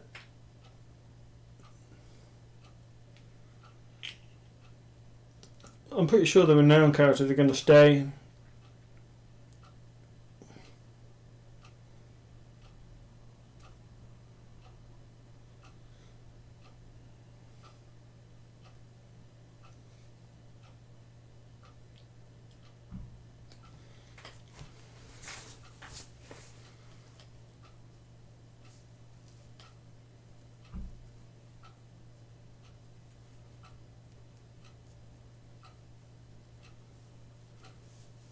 Well, Stark have a handful of cards now. Problem is they can't put loads of stuff on the board because the Mad King commands it.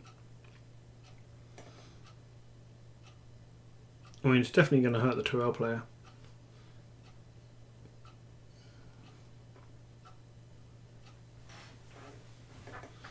So what have we got?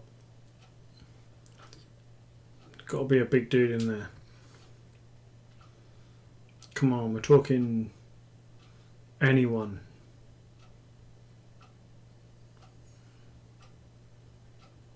Rob.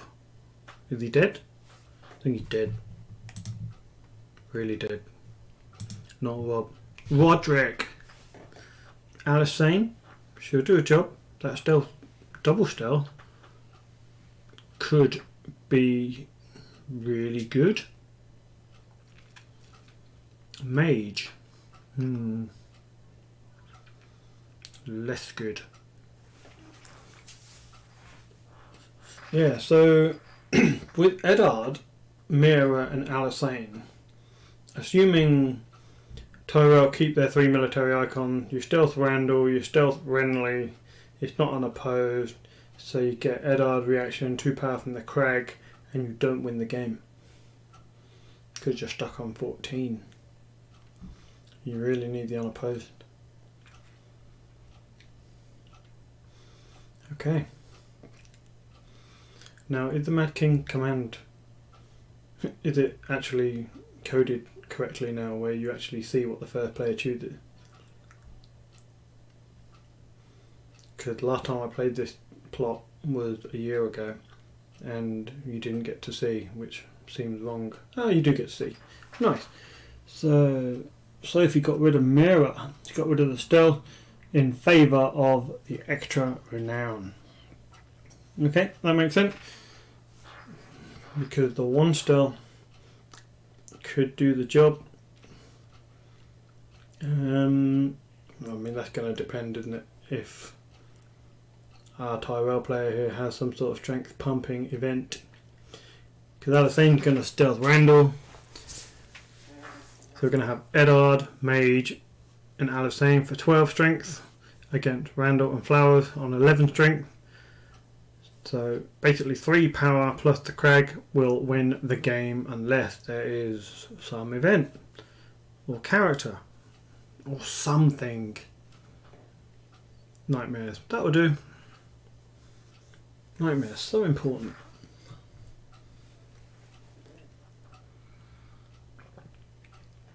I'm sure Sophie can acquire into her porridge.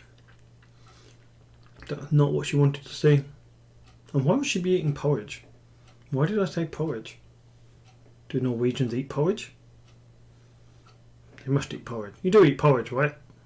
Yeah, let's go with porridge.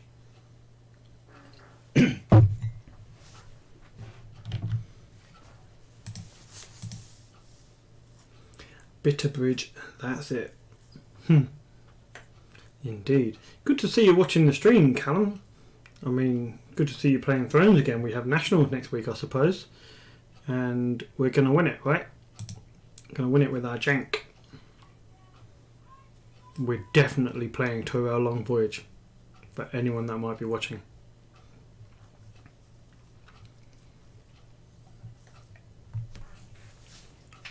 Right, Sophie calls it. She knows it's game over. It's a shame because she had a game-winning play and it just wasn't seen, and that can happen. Sometimes you get your brain gets stuck in the tunnel vision. You can't see that Northern Armory that you need to stand your mirror. But yeah, interesting deck. I like this addition of the Crag. Really makes you speedy once you have some pieces. Put the onus on the opponent to deal with this or deal with this. Lovely jubbly. Alright, well I guess that's that game. Do I hop into another one? Do I? Yeah. Got a prep for next week and upset Paul. Ah, upset Paul. That might be a spoiler. A spoiler for what you're playing. Do you think Paul will watch this? I'm going to go with maybe not. He's too busy. He's got lots of work on. Work's ramping up. Will I manage to get the 4th round? Why couldn't I stream your win?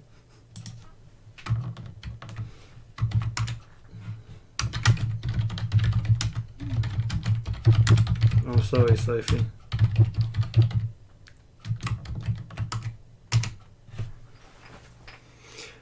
So, will I get the 4th round? I'm supposed to have a design team call at 9 o'clock. Maybe I could push that if there's a quick game, 45 minutes, and then have the call a bit later. I don't know. I don't know. In the meantime, while I think about it, let's see if there's anything else going on. There is some games going on. Let's have a look at this. Targ Wolf. Ah, we've got foil bar again. Oh my god, these boards are too big. Oh, but someone just played Valada Harris. Perfect. Oh, we've seen this. We've seen this deck. We saw it earlier. Targ Wolf. Ah, Paul would love this. I'm guessing this has the crag somewhere in it. The power totals look big.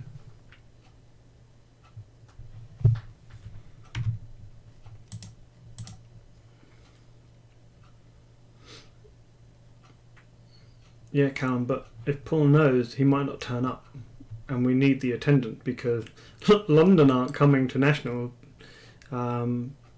You know, they've all got something on. They're all attending this one thing. And everyone seemed busy, including all the people that said we should do it on next weekend because they're all free next weekend. Now suddenly are not free next weekend, and now they can't make it. So, yeah. So, you know, if we're lucky if we get 12 people. But that's fine. It means you only have to beat 11, Callum. Maybe just 10 if Paul doesn't show up. This looks much nicer. Melisandre, Neil, Sir Jason Mallister. Interesting that Johanna's got rid of Daenerys and... Oh, we have a concession. Oh, that was short-lived. Johanna's like, fuck this, I don't want to be streamed. I'm out of here. I guess we're out of here too. Okay, maybe I will pause the stream for now. Maybe I will be back at 9 for or whenever the next round is. Maybe not. Maybe I don't know. We'll see. In a bit.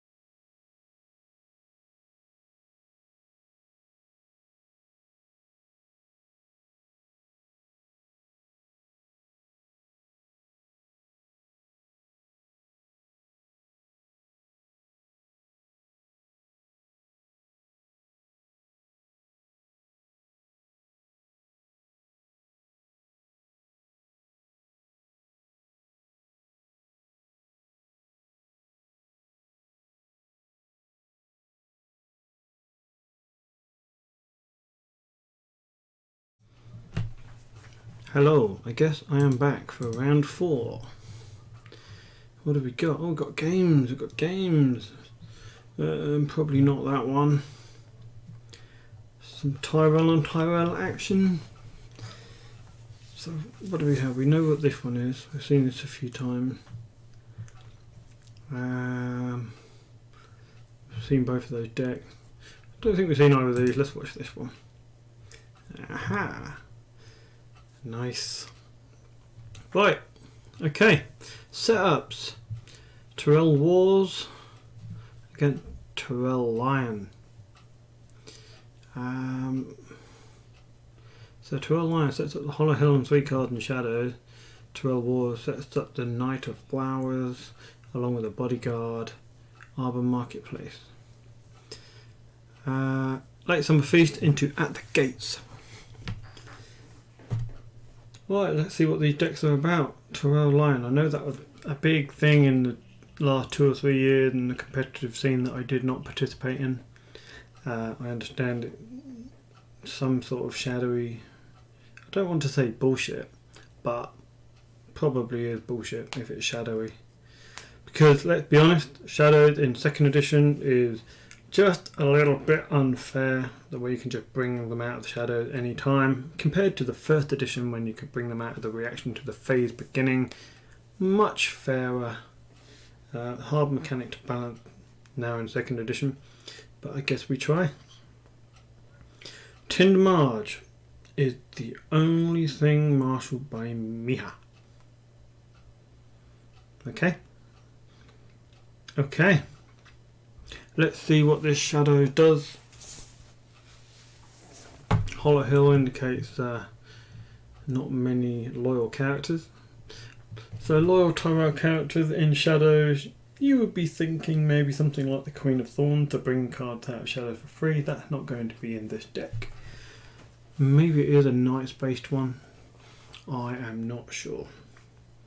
I'm sure we'll find out real soon.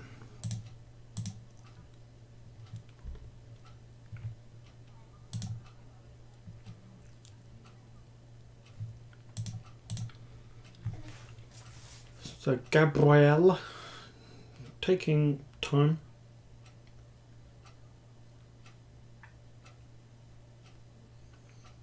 Really thinking through his options. Considering carefully exactly what he wants to marshal. Apologises. Sorry, already hard. Unfortunately, Gabrielle, you waited at least 3 seconds typing that.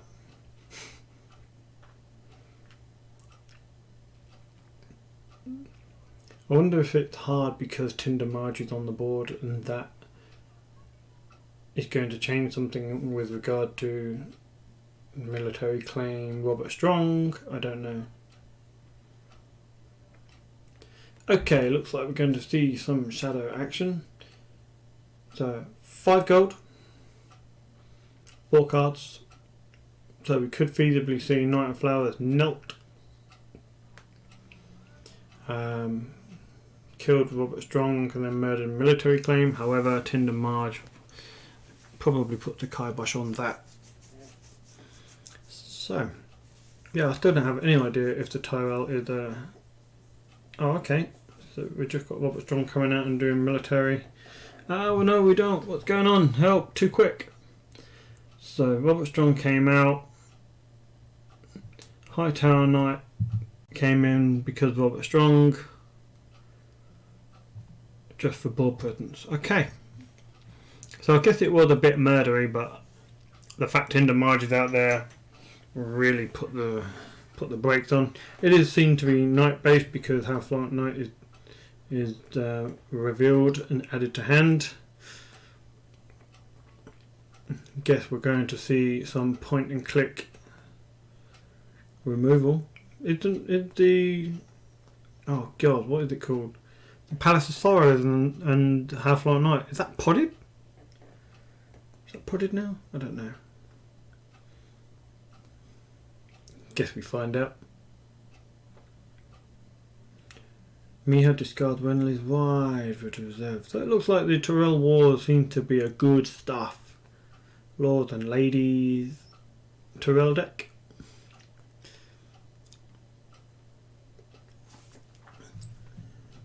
So to the Road Banner discarded.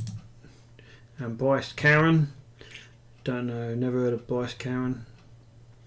Each night character you control get +1 strength, seems real good. So many traits. Jesus.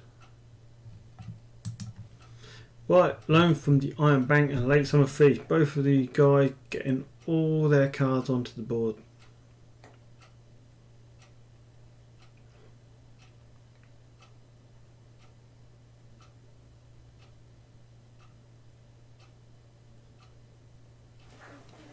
So Shadow Player is first. That's a sensible choice, I think, by Miha. Let's see what you're playing against. Let's see whether he puts all of his cards in the shadows. Or whether he wants to play to the board.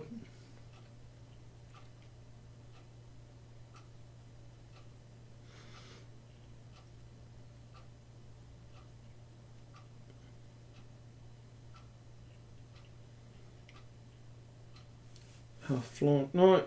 You're going to get rid of the flowers. Saved by the bodyguard. Luckily the text on bodyguard is when be killed or discarded from play. And to the Road Banner is going to go again. So the onus is on Mia to play a lower strength character than the Knight of Flowers.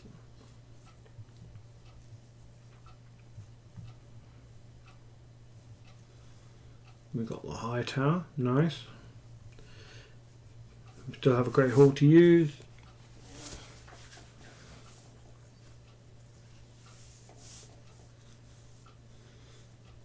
We use the Great Hall.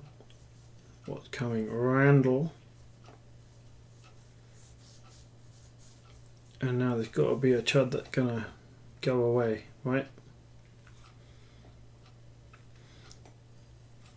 Unless the plan is just to save with the Duke. Could be a plan. Leaves you a bit exposed to military, but that's probably not going to happen with Tinder Marge on the board. I don't know. It's really hard for me to analyse these Tyrell decks because A, I don't play a lot of Tyrell. B, I don't really like Tyrell. C, I don't like decks with knights really. Yeah, and D, this game is hard. Hard enough when you play one or two factions. You all sympathise with me? Yeah, I didn't think so. Okay, Scheme Inception says bye bye. Arbor Marketplace, 2 of them, that's good for triggering a Randall. So we have Intrigue coming in. Are we going to defend that with a Marge?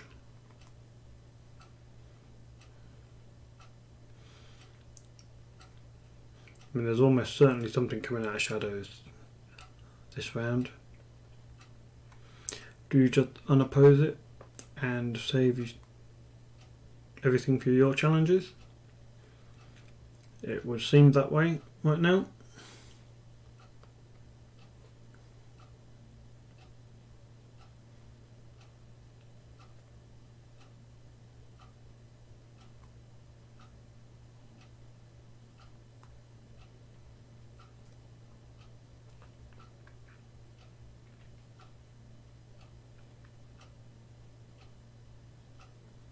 And that challenge is done.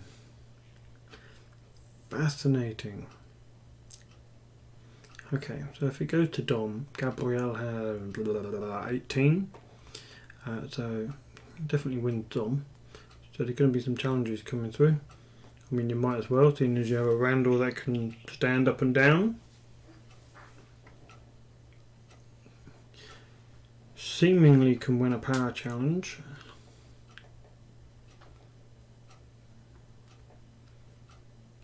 I mean, you definitely want to make Gabriel defend because they're going to give you cards.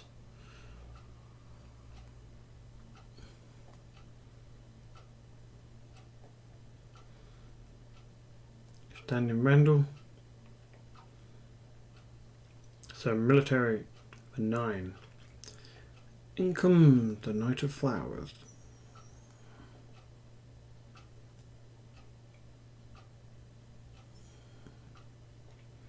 So defended, and now the danger is if Mia goes in with a power challenge with Randall, something else can come out of shadows, stand the Knight of Flowers, and defend and get even more renown. But you still get a card out of it, so not necessarily that much of a loss.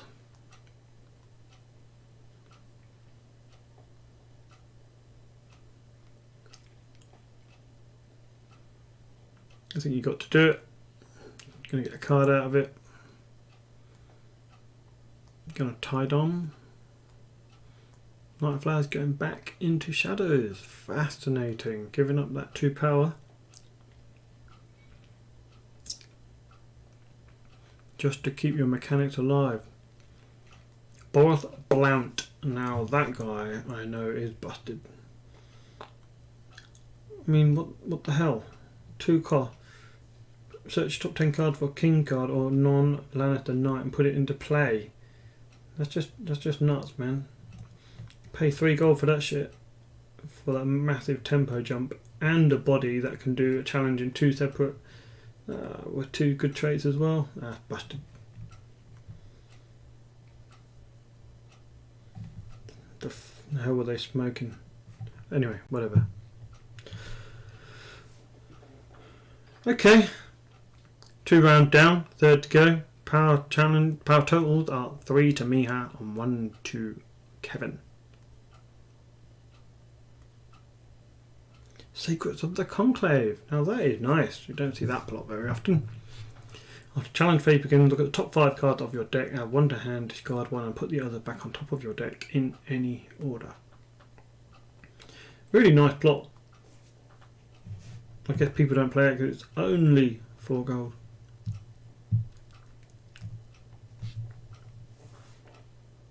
Heir to the Iron Throne. So just duplicated Marjorie. I guess maybe Miha was a little bit cautious of some form of reset, given that Knight of Flowers was removed from the board.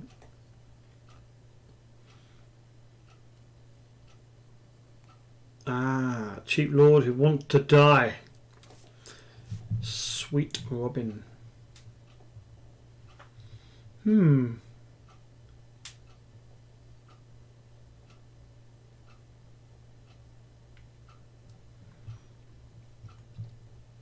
Well, that was it. Maybe there is something in hand to spend that 3 gold on. You'd hope, there's almost certainly an event in there that can trigger, like Growing Strong, that can buff Randall, stand him, and also buff the Knight of Flowers for a surprise. That would be nice. Or maybe some High Tower Spy, triggering the High Tower, gaining another strength buff. Whatever. Gabrielle marshalled cards into shadows.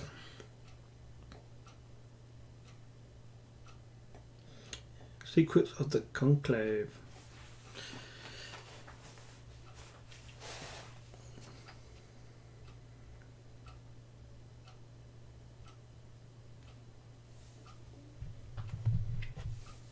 Burning Bright.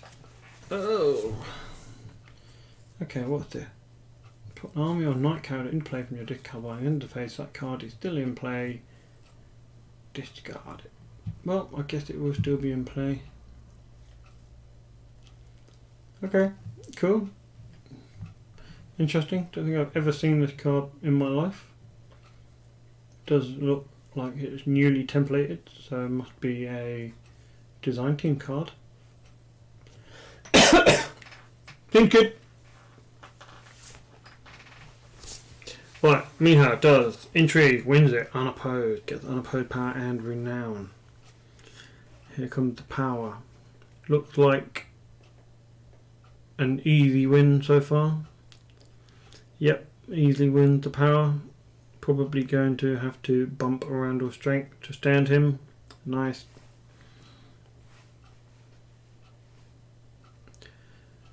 And it's 8-0. I think Kevin is finding it really tough to kill Miha's board with Tinder Marge. Like, she just warped the game in the fact that, I don't know, you can't kill the characters, and if that's what your game plan's based on, then, well.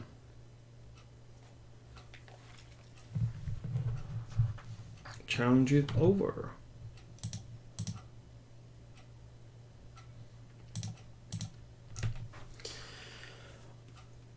Alright, so what's our shadow player got? He's got an intrigue for 6th. That is a curious amount.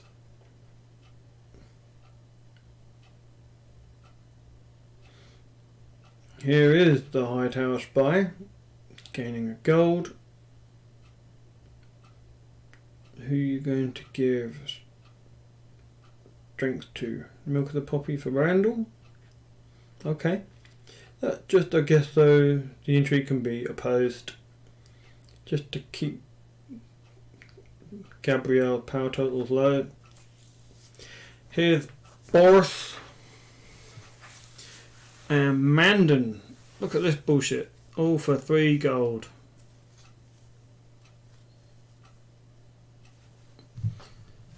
So luckily, it's after Mandan comes out of shadow. So, but all this tempo.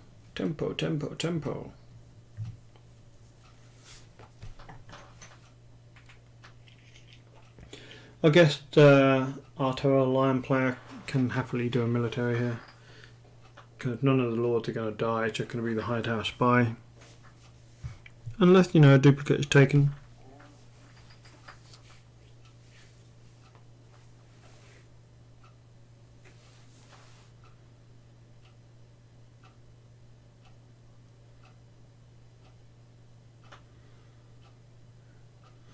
I wonder if Miha here thinks he can defend it. If he has grown strong, then he can win this on defense, because that'll essentially be +6. That'll be +4 for Flowers, +2 for Randall, and it'll stand Randall as well, unless it's already been done twice. If not, then maybe not. So it does differ from 9. You get a marketplace to stand Randall.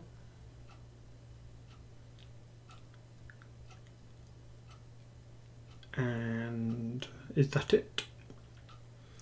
Let's see.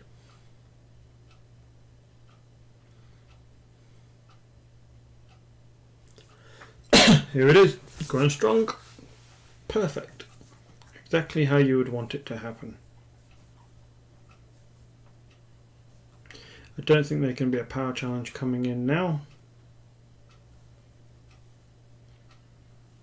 Yep, just dominant, so it's 11-0. Miha has duplicates,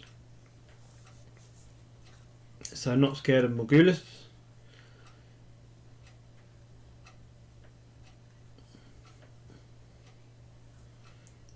Alright, clever feint. That smells like reset time, right?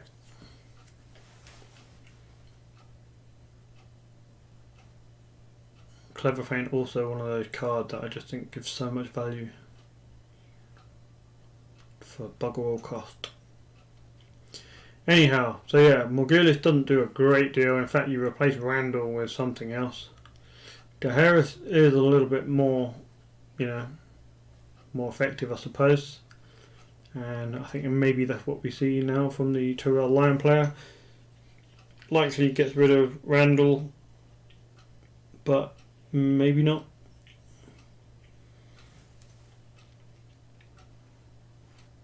I guess that depends.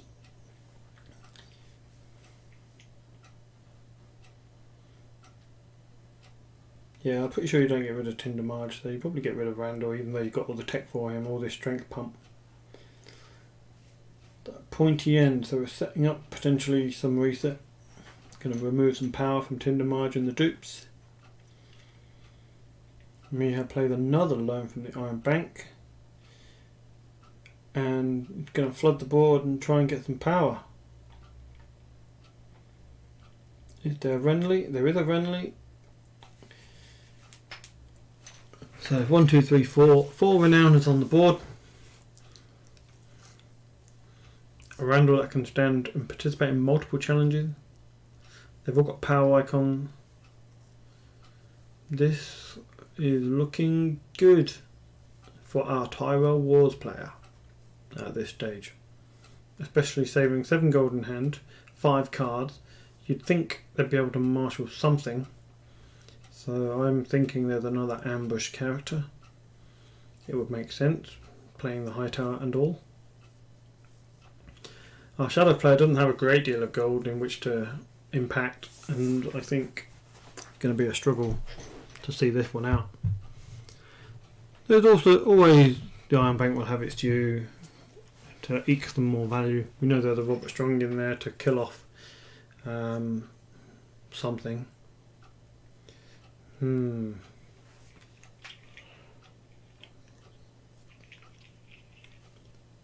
Okay, well.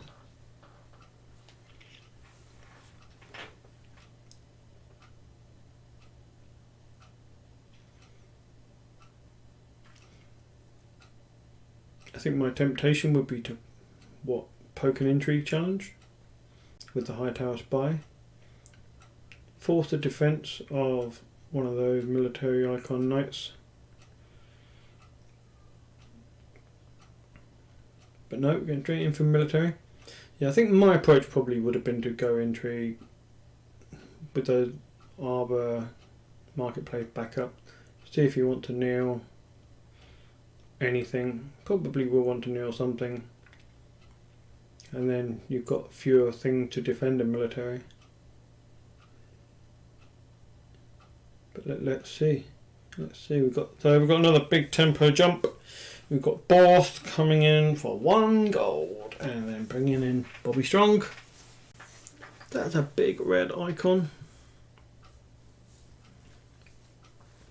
But does he want to defend it? He opposes for 3, gained the power, and now this looks like a winning line, surely.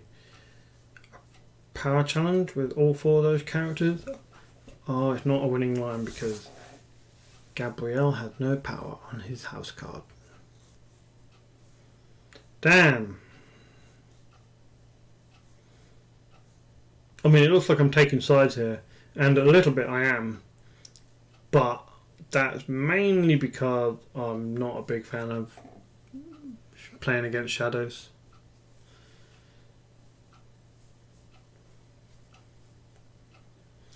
Well, he could be really good here if... oh, he's conceded. Okay. Yeah, I can say it could be really good if he had a Leonard Informant for another power challenge.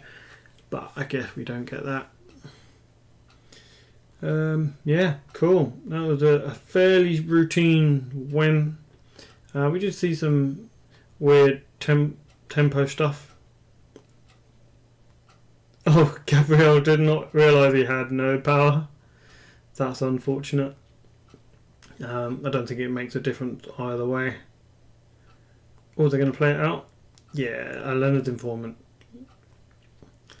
Yeah, look good.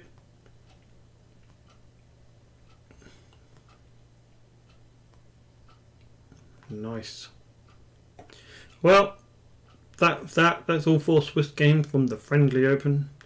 I don't know if there's going to be a final game after this, but unfortunately I have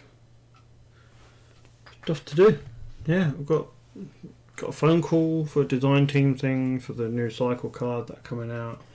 Got to say my piece, got to do the bit. Anyway, it's been interesting to stream some games again.